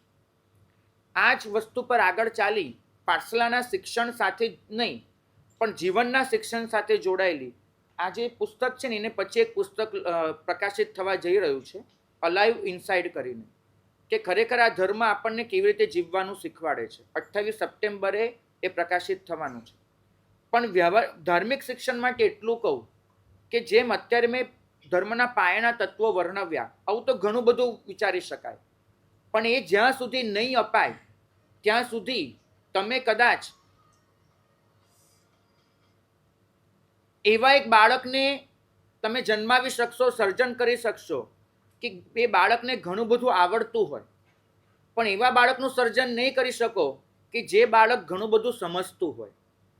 આવડવું કદાચ વ્યવહારિક શિક્ષણમાં ચાલી જતું હશે, અહીં તો સમજવાની વાત છે.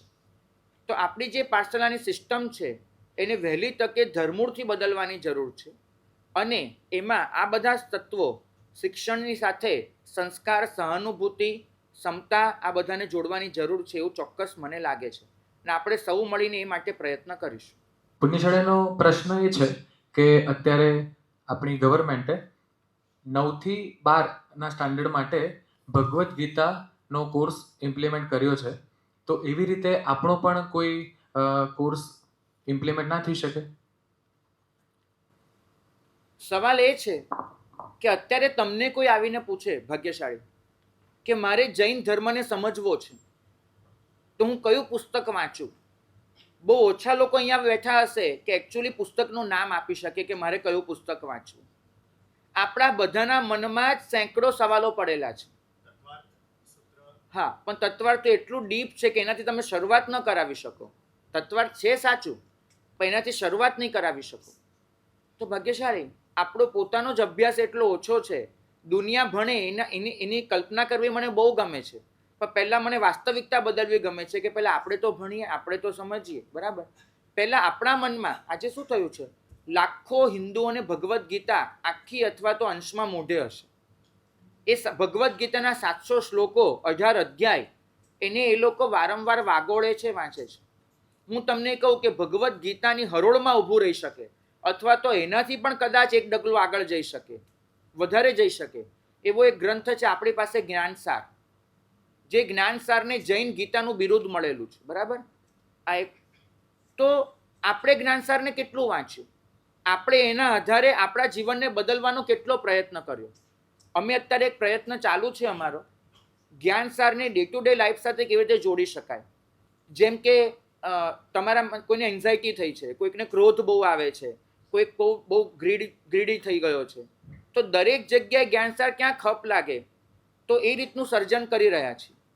પણ આવું અનેક કામ આપણે કરવા પડશે, અનેક રીતે બધું સમજવું પડશે. જો આ કરી શક્યા તો પછી આપણો અવાજ એ ત્યાં સુધી પહોંચશે. અહીં તો અત્યારે કોઈ એક ચોપડી એવી નથી, માત્ર આટલા લોકો બેઠેલા છે, અને આટલા લોકોએ કોઈ એક સમાન ચોપડી વાંચેલી હોય ને એવી એક ચોપડીનું નામ પણ નહીં મળે. બરાબર? તો જો આપણામાં નથી તો ત્યાં સુધી કેવી રીતે આવે?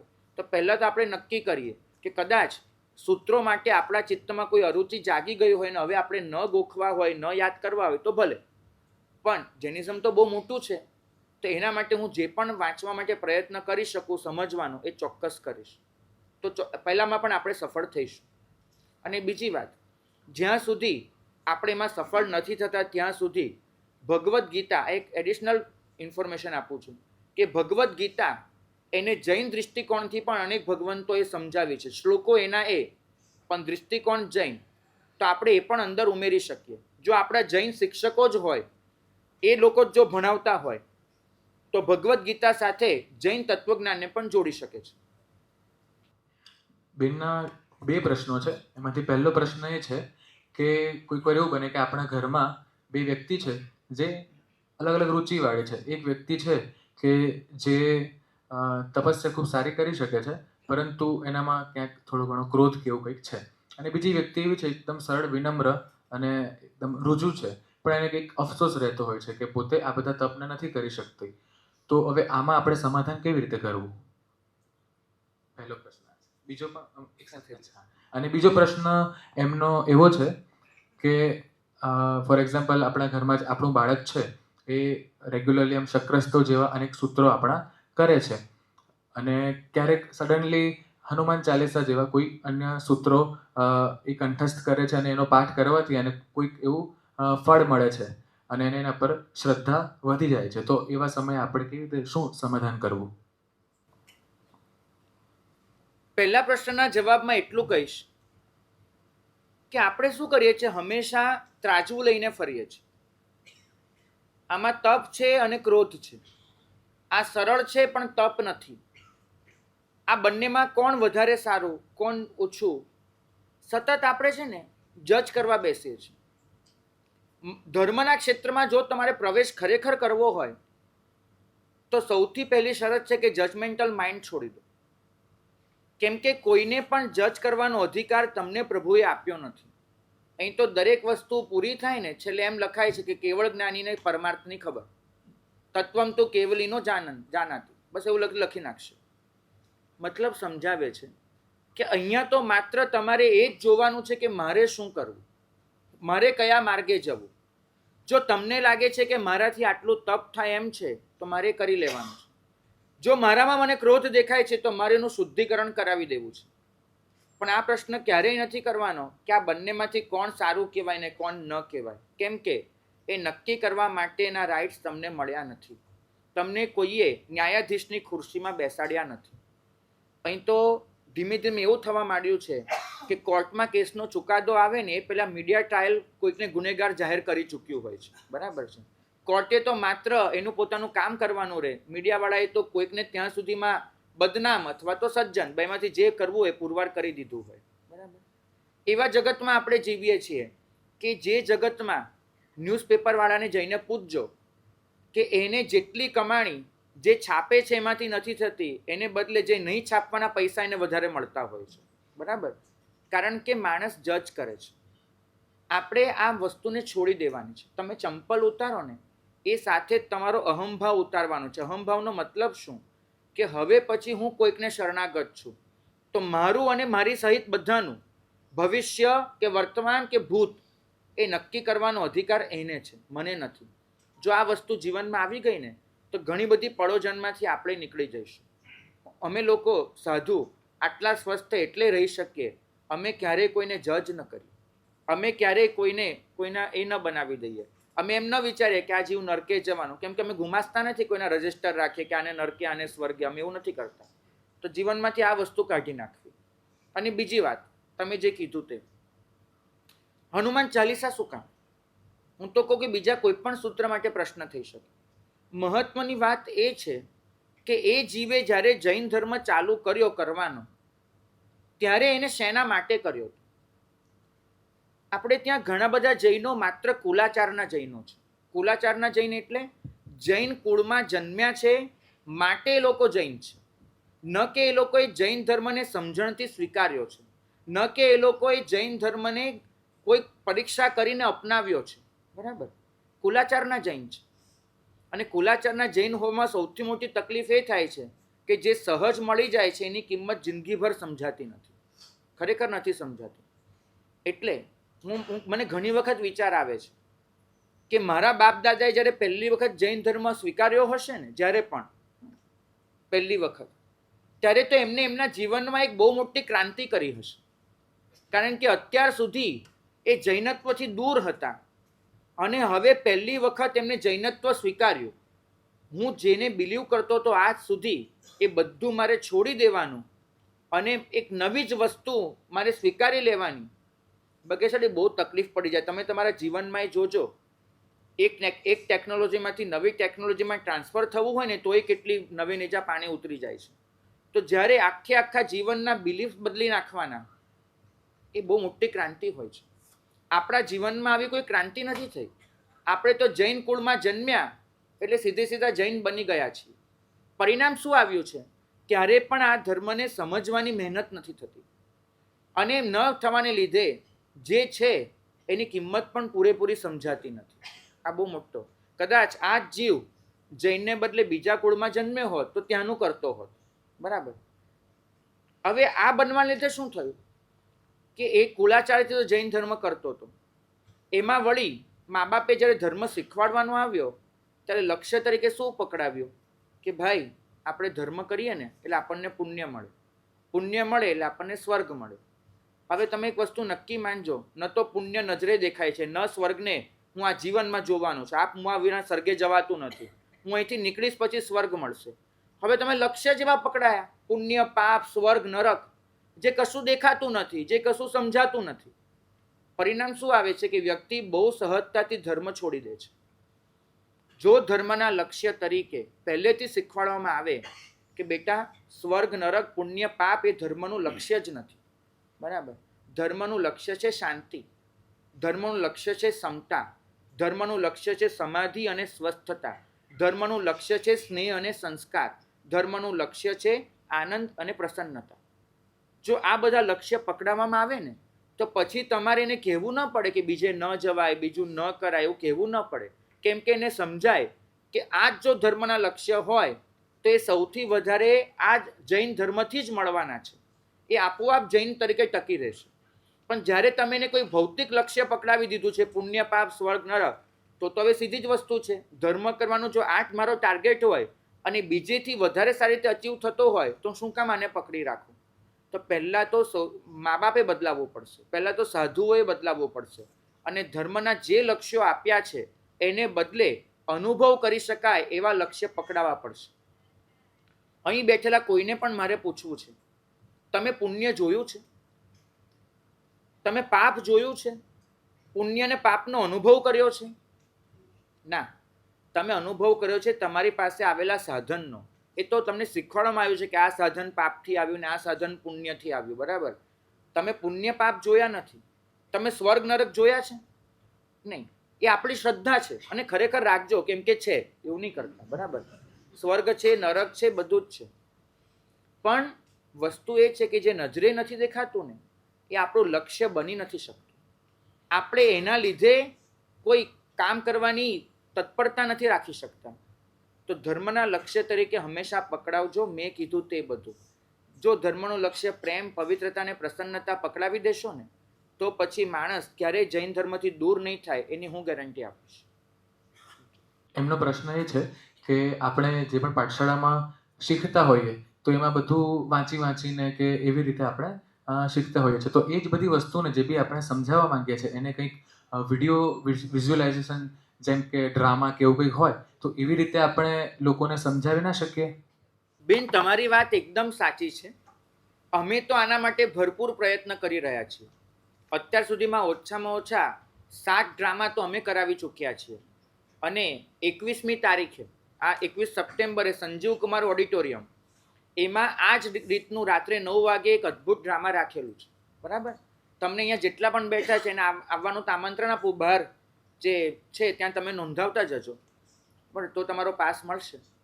તો અમે તો માટે પ્રયત્ન કરીએ, પણ એ પ્રયત્ન તમારા પક્ષે પણ થવો જોઈએ. આજે કેવું થાય છે હું તમને સમજાવું કે અમારા સાધુઓ પર તમે બધી જ જવાબદારી નાખી દીધી છે. કેટલી જવાબદારી! જો આઈડિયા પણ કોને વિચારવાના? અમારે વિચારવાના. પછી આઈડિયા પ્રમાણે સર્જન કરાવવા માટેની સ્ક્રિપ્ટ કોને લખવાની? અમારે લખવાની. એના માટેની બધી મહેનત કોને કરવાની? અમારે કરવાની. એ બધી મહેનતને ક્યાંક પહોંચાડવી હોય એટલા માટે જોઈએ પૈસો. તો પૈસો ભેગા કરવા કોને જવાનું? અમારે જવાનું. એ બધું કામ સારું થાય એના માટેનું માર્ક, અને કંઈ પણ કરી લીધું બધું સારું, પછીનો પ્રચાર પ્રસાર કોને કરવાનો? તે બી અમારે કરવાનો. આ લોકો તો આવીને ઊભા રહે, શું કે મારે સાહેબ કંકોત્રી લખી આપો, બેનરનું મેટર લખી આપો. તો તમે વિચારો કે એક સાધુ, મેં તમને એક મહાત્માને કહ્યું હતું, આચાર્ય ભગવાનને, મેં તો સાહેબ અમે ઘરે હોત ને આટલી કેપેસિટી તો તમે મહિને આરામથી કોઈ કંપનીના સીઈઓ બની ગયા હોત. કેટલી પણ એમ ક્રિએટિવિટી, કન્ટેન્ટ રાઇટિંગથી માંડી અને માર્કેટિંગ સુધીની બધી જ જવાબદારી અમે સંભાળીએ. અમે MBA પણ આવી ગયું, CA પણ આવી ગયું, અને કન્ટેન્ટ એટલે કંઈ પણ તમે ગણો તો બધું જ અમારામાં આવી ગયું. પણ અમે એકલા પડી જઈએ છીએ, કારણ કે દરેક તબક્કે અમારે એક વસ્તુ સાંભળવાની થાય. કઈ વસ્તુ ખબર છે? એક, જ્યારે પણ કોઈને પૂછીએ ને તો અમથું છે ને પેલું વગવાઈ ગયેલું નામ, કેવું કે ઉપાશ્રયમાં જઈએ ને એટલે મારા સાહેબ તો કોઈ બાધા આપે, ઉપાસનમાં જઈએ તો મારા સાહેબ પૈસા માંગે.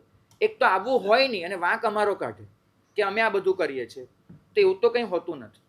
બીજી વાત, કોઈ ક્યારેક એવો અનુભવ થયો હોય પણ બધા તેવા નથી હોતા.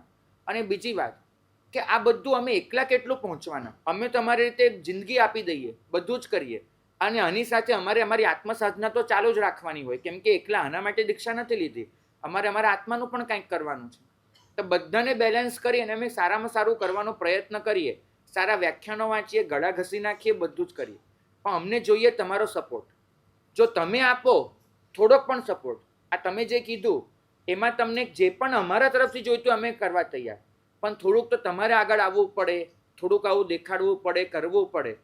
તો મને લાગે છે કે આપણે સાથી હાથ મિલાના, આપણે જો એવું કરી દીધું, એકબીજાનો હાથ પકડી લીધો અને એ રીતે આગળ વધી ગયા, તો આજ ગઈકાલ કરતાં આજ વધારે ઉજળી છે. આજ કરતાં આવતીકાલ 10 ગણી વધારે ઉજળી હશે એનો ભરોસો છે. પણ એ આવતીકાલ વધારે ઉજળી બને એ કોણ કરવાનું? આપણે સૌએ સાથે મળીને જ કરવાનું છે. તો મારું તો બધાને જાહેર આમંત્રણ છે કે આવજો અને એક સમૂહ યજ્ઞનો આપણે સૌ ભાગ બની જઈએ. બેનનો પ્રશ્ન એકદમ સરસ છે કે ક્યારેક કોઈક એવી અસમંજસમાં આવી જઈએ કે જ્યારે બે ધર્મ એક સાથે નિભાવવાના હોય અને બંને જગ્યાએ ઇમ્પોર્ટન્સ એક સરખું જ હોય, તો એ વખતે આપણે નિર્ણય કેવી રીતે કરવો? યુધિષ્ઠિર સામે આ જ પ્રશ્ન આવ્યો હતો કે આ અશ્વત્થામા મરાયો કે નહીં મરાયો, કહેવું શું મારે? બરાબર. હકીકત એ હતી કે અશ્વત્થામા નામનો હાથી મરાયો હતો અને પૂછવામાં આવ્યું હતું કે અશ્વત્થામા એટલે દ્રોણનો દીકરો મર્યો કે ન મર્યો. હવે જો પોતે કહી દે છે તો એમાં લાખો ને કરોડો લોકોનું ભલું છે, કેમ કે દ્રોણ હોય ત્યાં સુધી મહાભારત જીતાવાનું છે નહીં. દ્રોણને હરાવવાનો એક જ રસ્તો છે કે એનો પુત્ર અશ્વત્થામા મર્યો એ રીતે કહી દેવું. બરાબર. હવે આમાં કયું છે, સૃષ્ટિનું સત્ય છે, કેમ કે લાખો લોકો બચવાના છે, અને બીજી તરફ પોતાનું સત્ય તોડવાનું છે, કેમ કે પોતે જુઠ્ઠું બોલવાનું છે. યુધિષ્ઠિર જેવી છે ને સમસ્યા આપણા દરેકના જીવનમાં આવે છે. તકલીફ ખાલી એટલી છે કે યુધિષ્ઠિરની સમસ્યા લખવા માટે વેદ વ્યાસ હતા, આપણી સમસ્યા લખવા માટે આપણા પતિએ તૈયાર નથી હોતા. બરાબર. એ મોટી તકલીફ હોય, આપણને કોઈ વેદ વ્યાસ મળતો નથી, એટલી છે વસ્તુ. યુધિષ્ઠિરની સમસ્યા એને સુલઝાવવા માટે જ પ્રભુનો અનેકાંતવાદ છે. વાસ્તવિકતામાં શું થાય છે, જેમ કે અહીંયા બે ટાઇલ્સ છે ને, એ ટાઇલ્સ જ્યારે પણ લગાડી હશે ત્યારે બંને ટાઇલ્સમાં કંઈક કકરાપણું હશે. ટાઇલ્સ હવે સીધી તો ન હોય, તે ટાઇલ્સને સહેજ છોલી પોલિશ કર્યું અને બંને ટાઇલ્સ થોડી થોડી છોલાઈ તો અહીંયા આવી રીતે બચ્યું છે. જુઓ, બંને ટાઇલ્સ થોડી થોડી છોલાય અને પછી જે સંવાદિતા આવે ને એને સમાધાન કહેવાય, અને એક ટાઇલ્સ છોલાય અને બીજી એમને એમ રહે એને બલિદાન કહેવાય. બરાબર. આપણે સમાધાન કરવું કે બલિદાન, આ બહુ મોટો પ્રશ્ન છે. સમાધાનમાં બંને પક્ષે એડજસ્ટમેન્ટ હોય છે, બલિદાનમાં એક પક્ષે ભોગ લેવાતો હોય ને બીજો માલિક બનીને બેઠો હોય. આ શાસન બલિદાનની છૂટ નથી આપતું, આ શાસન સમાધાનની છૂટ આપે છે તમને. અને સમાધાન કઈ રીતે થઈ શકે, જ્યારે બંને પક્ષને પોતે સાચા છે એવું લાગે છે તો બંને પહેલા કામ એ કરવું પડશે કે સામેવાળાનો પોઈન્ટ ઓફ વ્યૂ સમજવો પડશે. કારણ કે હંમેશા જ્યારે આપણે વિચાર કરીએ ને ત્યારે આપણે બનીને કરીએ છીએ, સામેવાળા બનીને નથી કરતા. માટે આપણને કદાચ સામેવાળો વધારે ખોટો લાગે છે. જો તમે સામેવાળા બની અને વિચાર કરવાનું કરો તો કદાચ તમને તમારી વિચારધારામાં પણ ભૂલ જડે, આ એક બની શકે છે. માટે આ શાસન એમ કહે છે કે હંમેશા જ્યારે સત્યનું ઉચ્ચારણ કરો ને ત્યારે પણ શબ્દ લગાડીને કરો, કે તું પણ સાચો હોઈ શકે છે, મારી વાત પણ હોઈ શકે છે, પણ આ બે પણ મળીને જે કરે છે એ જ અનેકાંતવાદ છે. આજે અત્યારે પુસ્તકનો પ્રચાર નથી કરવા આવ્યો, પણ એમ વાત કરું કે મેં આ પુસ્તકમાં આ જ આખું સમજાવવાનો પ્રયત્ન કર્યો છે કે પરસ્પર વિરુદ્ધ લાગતા બે સત્ય એને પણ કઈ રીતે એક ભૂમિકાએ લાવી શકાય, એને એડજસ્ટ કઈ રીતે કરી શકાય. બે પ્રશ્ન છે એમના. એમાંથી પહેલો પ્રશ્ન એ છે કે ક્યારેક કોઈની પણ સાથે મળવાનું કેવી રીતે થાય તો એ સામેથી આપણને કહેતા હોય છે કે જય શ્રી રામ કે જય શ્રી કૃષ્ણ કે જે પણ, તો આપણે એની સામે શું ઉત્તર આપવો, કેવી રીતે કરવું, તો એ પ્રશ્ન છે.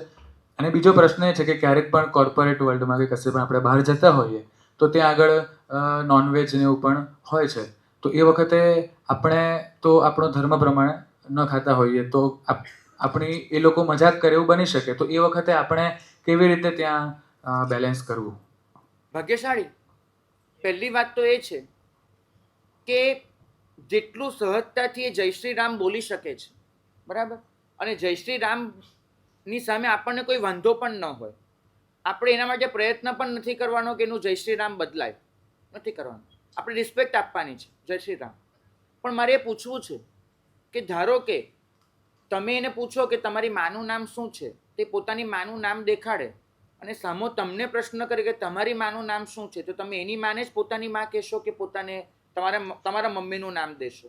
બરાબર. આ એક પ્રશ્ન બહુ મોટો છે. એટલે આપણે એની માની તો રિસ્પેક્ટ કરીએ છીએ, પણ સામે જ્યારે મને પૂછે છે કે તમારી માં કોણ છે ત્યારે હું મારી જ માનું નામ આપું છું, એની માને મારી માં નથી કહેતો. તો એ જ રીતે જ્યારે જય શ્રી રામ બોલે છે એની રિસ્પેક્ટ કરીએ આપણે કે એને પોતાના ઈષ્ટ તત્વનું નામ લીધું, પણ સામે મારો જવાબ તો જય જિનેન્દ્ર હશે, કેમ કે એ મારા ઈષ્ટ તત્વ છે. બરાબર. અને એમાં એને પણ વાંધો ન હોવો જોઈએ. આપણે બેમાંથી એક ભૂલ કરીએ છીએ, કાં તો એની પાસે જય જિનેન્દ્ર બોલાવવાની મહેનત કરીએ છીએ, એ પણ ખોટું છે, અને કાં તો આપણે જય શ્રી રામ બોલી દઈએ છીએ, એ પણ ખોટું છે, કારણ કે બંનેની માં અલગ છે. આપણે જય જિનેન્દ્ર બોલીએ અને એ સામે જય જિનેન્દ્ર બોલી દે છે, પછી એમ કે બોલો હવે ઇટ્સ ઓકે. ઓકે, એ બોલી દે, આ તો એ બોલી દે તો સારું છે. બીજો પ્રશ્ન બહુ મહત્વનો છે. આપણી પોતાના સંસ્કારો, આપણી પોતાની સંસ્કૃતિ અને સામે લોકોમાં આવેલો વિકાર, બરાબર, આ બંને વચ્ચે કેવી રીતે બેલેન્સ કરવું. બકેશાળી, આ પ્રશ્ન તમે નોનવેજ માટે પૂછ્યો, સુરતમાં છો એટલે. કદાચ હું મુંબઈમાં હોત તો આ પ્રશ્ન ડ્રિંક માટે આવત, ડ્રગ માટે આવત. બરાબર છે. તો વસ્તુ એ છે કે મારે લોકોની સાથે રહેવા માટે થઈને મારા સંસ્કારોનો ભોગ નથી આપવાનો. બીજી વાત, ખાસ એટલું યાદ રાખજો કે જે લોકો નોનવેજ વાપરે છે એની આપણે ઘૃણા નથી કરવાની, એનો તિરસ્કાર નથી કરવાનો. એમ નથી કહેવાનું કે તું ખોટો છે, પણ એને સમજાવવાનું છે કે ભાગ્યશાળી, દયા, કરુણા આખરે શું ચીજ છે, તારી અંદર સંવેદના કેવી હોવી જોઈએ. માનો કે વ્યક્તિ સમજવા નથી માંગતી અને આપણી મજાક ઉડાવે છે, તો એવે સમયે આપણે જે સંસ્કારમાં માનીએ છીએ એ સંસ્કારને ટકાવી જ લેવા પડશે. બરાબર, એટલું માનજો. કેમ કે આ જે વસ્તુ છે ને એ ધર્મ સાથે કનેક્ટેડ નથી, સંસ્કાર સાથે જોડાયેલી છે, સંસ્કૃતિ સાથે જોડાયેલી છે. માંસ ન ખાવું એ માત્ર ધાર્મિક મુદ્દો નથી, એ આર્ય સંસ્કૃતિનો પોતાનો પ્રશ્ન છે. અને હું ક્યારેય મારી સંસ્કૃતિથી દૂર ન જઈ શકું, એ મારી પોતાની એટલી સમર્પિતતા છે. આટલું તો તમારે ટકાવવું પડે. એટલું માનજો કે એકલો જાણે રે, દરેક ધર્મી જીવે આ વસ્તુ તો પોતાના મગજમાં ગોઠવી જ લેવી પડે. તમે એકલા પણ હોઈ શકો છો, પણ તમે અસતના પક્ષે ન હો, આટલું માનજો. અને કદાચ એકલા પડવાની તાકાત ન હોય ને તો નરસિંહ મહેતાને યાદ કરી લેવા કે હરિનો માર્ગ છે શૂરાનો, કાયરનું નહીં કામ જૂનું. બરાબર, આ તો શૂરવીરનો માર્ગ છે, કાયરતાનું અહીંયા કંઈ કામ જ નથી હોતું. હા, એટલે કદાચ આપ એવું કહેવા માંગો છો કે અત્યારે બહાર આપણે ઘણું બધું જોઈએ છે કે યોગ, મેડિટેશન ને બધું જે બધું કરીએ છીએ ને આપણને ખૂબ શાંતિને અનુભૂતિ થાય છે. મતલબ થાય છે ને, મતલબ કોઈ પ્રાણાયામ કરે, કંઈ પણ કરે તો આપણને શાંતિ મળે છે એમાં. તો એવી આપણા શાસનમાં કઈ એવી ક્રિયાઓ છે જે વસ્તુ કરવાથી અને એની પાછળનું સાયન્સ, તો આપણને એમાંથી પણ એનું હાર્દ કેવી રીતે મળી શકે? ભાગ્યશાળી, આના માટે તો કાયોત્સર્ગ અને ધ્યાન એની સૌથી મજબૂત પરંપરા આપણી પાસે છે. બરાબર, એટલે પ્રશ્ન એ નથી કે કઈ ક્રિયા કરવી, કેમ કે એ તો કઈ જ છે. મહત્વની વાત એ છે કે તમે જે કરો છો એને પહેલા સમજો છો ખરા. આપણે ત્યાં લગભગ ધર્મ છે ને એ સમજ્યા વગરની ક્રિયા સ્વરૂપે થઈ ગયો છે, જેની સામે અમને સૌથી મોટો વાંધો એ છે કે એ કર્યા પછી જે અનુભવ નથી થતો એના લીધે ધર્મ છોડી દો છો. એટલે મારે ખાસ કહેવાનું કે પહેલાં જે કરો છો એને પૂરેપૂરું સમજવાનો પ્રયત્ન કરો, અને જો સમજીને કરશો તો તમને જે જોઈએ છે એ બધું જ એમાંથી જળશે. જો સમજણ વગરનું કરશો તો કદાચ એવું થશે કે ઉપલા સ્તરે થયા કરે, અંદરથી કોઈ અનુભવ ન થાય અને પરિણામે એ જ વસ્તુ છોડી દેવાનું મન થાય. તો શું કરવું એ મહત્વનો પ્રશ્ન નથી, કેવી રીતે કરવું એ બહુ મહત્વનો પ્રશ્ન છે. અને આ પ્રશ્નના જવાબમાં જેટલું તમે વિચારશો, જેટલું સ્વાધ્યાય કરશો, એટલું તમને ચોક્કસ લાભ થશે. ભદ્રેશભાઈનો પ્રશ્ન એવો હતો પહેલો તો કે આપણી જૈનોની વસ્તી સતત ઘટતી જાય છે, તો એની સામે જે આપણા સ્થાનો છે, જે પણ તીર્થો ગણો કે ઉપાશ્રયો ગણો કે જે પણ છે, તો એની સાચવણી માટે આપણે શું કરી શકીએ કે ભવિષ્યમાં ખંડેર થઈ જાય કે શું થશે, એના માટે આપણે શું કરવું જોઈએ? અને બીજો જે પ્રશ્ન એમનો હતો કે એક બાજુ આપણા શાસનમાં કહેવાય છે કે ભાઈ એક પાંદડું પણ ન તોડવું જોઈએ, કે એક સૂક્ષ્મ આપણે જીવદયા પાળતા હોઈએ છીએ, અને બીજી બાજુ આપણા જ અનુષ્ઠાનોમાં ક્યાંક અતિરેક થતો હોય, જેમ કે મહાપૂજા હોય કે કાંઈ પણ મોટા ડોમ બનતા હોય કે જે પણ ઘાસ જ્યાં. એટલે આવા બધા પ્રશ્નોમાં કેવી રીતે આપણે મનને સમાધાન માંગવું, બીજાને કેવી રીતે જવાબ આપવો કોઈ પ્રશ્ન ઉઠાવે તો? બરાબર, આ બે પ્રશ્ન હતા ને. પહેલો જે પ્રશ્ન છે વસ્તીનો, એ કંઈ મારે માર્ગદર્શન આપવું હોય તો 2-5 મિનિટમાં પતે એમ છે નહીં. બરાબર છે, સમય થતો આવે છે. તમે આ શરૂઆત એક કરી શકો કે જૈનિક SOS નામની જે યુટ્યુબ ચેનલ છે એનાથી અમે આવા એક પ્રશ્નને લઈ અને એનું સમાધાન વિચારવાનો પ્રયત્ન ચાલુ કર્યો છે. અલગ અલગ તે ક્ષેત્રના જે મહારથીઓ હોય એમને બોલાવીએ છીએ, એમની પાસે પોડકાસ્ટ કરાવીએ છીએ અને એને લોન્ચ કરીએ છીએ. તો આ તમે જે સમસ્યા વર્ણવી જૈનોની વસ્તી વિશેની, એ સમસ્યાને અમે 2 ભાગમાં વહેંચી છે. એક વસ્તીનો ઘટાડો, અને બીજું એ કે અજૈન વર્ગ સુધી જૈન ધર્મને કઈ રીતે પહોંચાડવો. આ 2.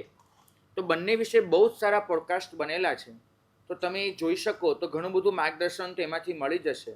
અને એ પછી આવા કોઈ પણ સમારંભમાં તો તમે એનો જવાબ માંગજો, બહુ સારી રીતે આપીશ. બીજી જે વસ્તુ છે એ ધર્મને આંતરિક વિચારધારામાં છે કે એક બાજુ જે ધર્મ આટલું બિલીવ કરે છે પર્યાવરણની સુરક્ષામાં, એ ધર્મના ઘણા બધા કાર્યો એવા છે જે એના સિદ્ધાંતથી વિરુદ્ધ જાય છે. બરાબર, પછી નોઇઝ પોલ્યુશન હોય કે આપણે ત્યાં થતી અજૈણા હોય કે બધું જ. વ્યક્તિગત રીતે હું મારી જ વાત કરું તો મેં તો પોતે મહાપૂજામાં ક્યારે પણ જવાનું પણ બંધ કરી દીધું છે. હું જતો જ નથી એમાં, અને મહાપૂજા કરાવતો પણ નથી અને સમર્થન પણ નથી આપતો. પણ એની સામે એવી મહાપૂજાને સમર્થન આપું છું, એવી મહાપૂજામાં દર્શન કરવા જાઉં છું કે જે મહાપૂજામાં એ લોકોએ આ પ્રકારની પર્યાવરણ સાથે છેડછાડ થાય એવી કોઈ પ્રવૃત્તિ કરી નથી હોતી. એ લોકોએ સંપૂર્ણ શુદ્ધપણે મહાવીર સ્વામીના સિદ્ધાંતોને અનુસરીને જો કર્યું હોય તો એમાં હું જતો હોઉં છું. એટલે પહેલાં તો વિવેક શીખવાની જરૂર છે, અને વિવેક શીખવા માટે જરૂરી એ છે કે તમારી પાસે અભ્યાસ હોય. હવે તમે લોકો જો એ રીતે જ વર્તો જેમ બીજા કરે છે એમ હું કરી લઉં, જેમ અમારા આગળવાળાએ કર્યું તે કરી લઉં, તો આ વિવેક ન કેળવાય. નોઇઝ પોલ્યુશન માટે કે બીજા બધા માટે એટલું વિચારવું પડે કે ક્યારેક આ બધું ધર્મની શોભા હતી, ક્યારેક આ બધું એ ધર્મની પ્રભાવના એટલે કે બીજામાં આદર જન્માવા નિમિત્ત બનતું હતું. આજે પરિસ્થિતિ બદલાઈ ગઈ છે. આજે મને પોતે જ હું અભ્યાસ કરતો હોઉં અને બાજુમાં વાજા વાગે તો મને પોતાને ડિસ્ટર્બ થતું જ હોય છે, તો બીજાને પણ થઈ શકે. એટલે આ વિચારીને આપણે બને તેટલું એ પ્રકારના સમારંભો ઘટાડીએ અને એને બદલે ધર્મની સાચી પ્રભાવના થાય એવા પ્રયત્નો કરીએ તો એનાથી ઘણું મોટું ફળ મળી શકે. પણ એક વાત ખાસ કહેવાની આને અનુલક્ષીને કે જૈન ધર્મ પાસે આવા સેંકડોની પણ હજારો વિચારો છે, અને એ જે હજારો વિચારો છે એને મૂકવા માટે કોઈ પ્લેટફોર્મ નથી. આજે ધારો કે તમારી પાસે કંઈક સારો વિચાર છે પણ એ તમારે વડીલ આચાર્ય ભગવંતો સુધી પહોંચાડવો છે, તો તમે ક્યાં મૂકશો? આપણી પાસે એવું કોઈ પ્લેટફોર્મ નહોતું. તો આ પ્લેટફોર્મને છેલ્લા 6 મહિનાથી ઊભું કરવાનો પ્રયત્ન કર્યો છે. વિઝન જીન શાસન નામની એક સ્પર્ધા ચાલુ કરી છે. સ્પર્ધા તો બરાબર છે, પણ એ વિઝન જીન શાસનમાં કરવામાં શું આવે છે કે સેંકડો યુવાન યુવતીઓ પોતાના વિચારો આપે છે. એ વિચારોને એક્શન પ્લાન રૂપમાં આપવાના હોય છે, અને એક્શન પ્લાન એ બધા સુધી પહોંચાડવાની અમારી મહેનત રહે છે. અત્યારે એ સ્પર્ધાનો 3જો રાઉન્ડ ચાલુ છે. આખા ભારતમાંથી 800 કરતાં વધારે લોકોએ પોતાના વિચારો આપી દીધા છે. પણ હવે એ વિચારો હમણાં આ વખતે લેવાનું બંધ કર્યું છે, અને જે આવ્યા છે એના પર કામ કરવાનું ચાલુ કર્યું છે. પણ આ વિઝન જીન શાસનના આગળના જે રાઉન્ડ છે, સેમિફાઇનલ, ફાઇનલ, કે જેમાં સૌથી સારા વિચારો આવશે, 50 ને 24 ને 8 ને રીતે આગળ લઈ જવાના છે. તો 28 સપ્ટેમ્બરે સંજીવ કુમાર એ જ ઓડિટોરિયમમાં, 21 સપ્ટેમ્બરે આ પ્લે છે, 28 સપ્ટેમ્બરે સવારે 9 વાગે વિઝન જીન શાસનની ગ્રાન્ડ ફિનાલે છે, કે જેમાં આ વિચારો રજૂ થશે ને એની સાથે જે 800 લોકોએ પોતાના વિચારો આપ્યા છે એ વિચારોમાંથી જે સૌથી સારા વિચારો લાગ્યા એની ડોક્યુમેન્ટરી રેડી કરેલી છે. એ ડોક્યુમેન્ટરી બધા સાથે શેર કરવામાં આવશે. ઓછામાં ઓછા અમે પોતે પ્રતિજ્ઞા લીધી છે કે 21,000 જવાબદાર વ્યક્તિ સુધી અમે પહોંચાડીશું. તો એના દ્વારા એ પછી પણ તમે તમારા વિચારો આપી શકો.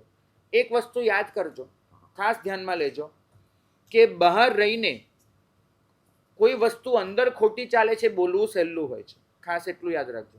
તમે બહાર છો અને અંદર ખોટું ચાલે છે એમ બોલવું બહુ સહેલું છે, બરાબર. અંદર ન આવવું ને બહારથી જ ભાગી જવું એ પણ સહેલું છે, પણ અંદર આવીને ખરેખર બદલવાની મહેનત કરવી અઘરી છે, બરાબર. કારણ કે એમાં તમારે વિરોધની માનસિકતા સાથે કામ પાડવું પડે છે. અત્યારે હું તમને બધાને જોઈ રહ્યો છું, ઘણા બધા એવા છે જે બહારથી એમ કહે છે કે જૈન શાસનમાં આ બદલવા જેવું છે, આ ખોટું છે, આ બરાબર નથી, આમ હોવું જોઈએ, ચોક્કસ કહો છો, પણ અંદર આવીને બદલવામાં સહકાર નથી આપતા. ત્યાં એમ કહો છો કે અમારું કોણ સાંભળે, અમે શું કરીએ, એવું નથી હોતું ભાઈ. અહીં તો એવું કહેવામાં આવ્યું છે કે એક કીડીના પગના ઝંઝર વાગે ને તે ઉપરવાળાને સંભળાતા હોય છે, બરાબર. તો ખાલી એટલું કહેવાનું કે એક અંદર આવી અને બદલવાની મહેનત કરશો એ વધારે સારું છે. અને આવી જ કંઈક મહેનત અમે કરી રહ્યા છીએ. જાજા હાથ રળિયામણા, તમારો સહયોગ મળશે તો વધારે સારું કરીશું.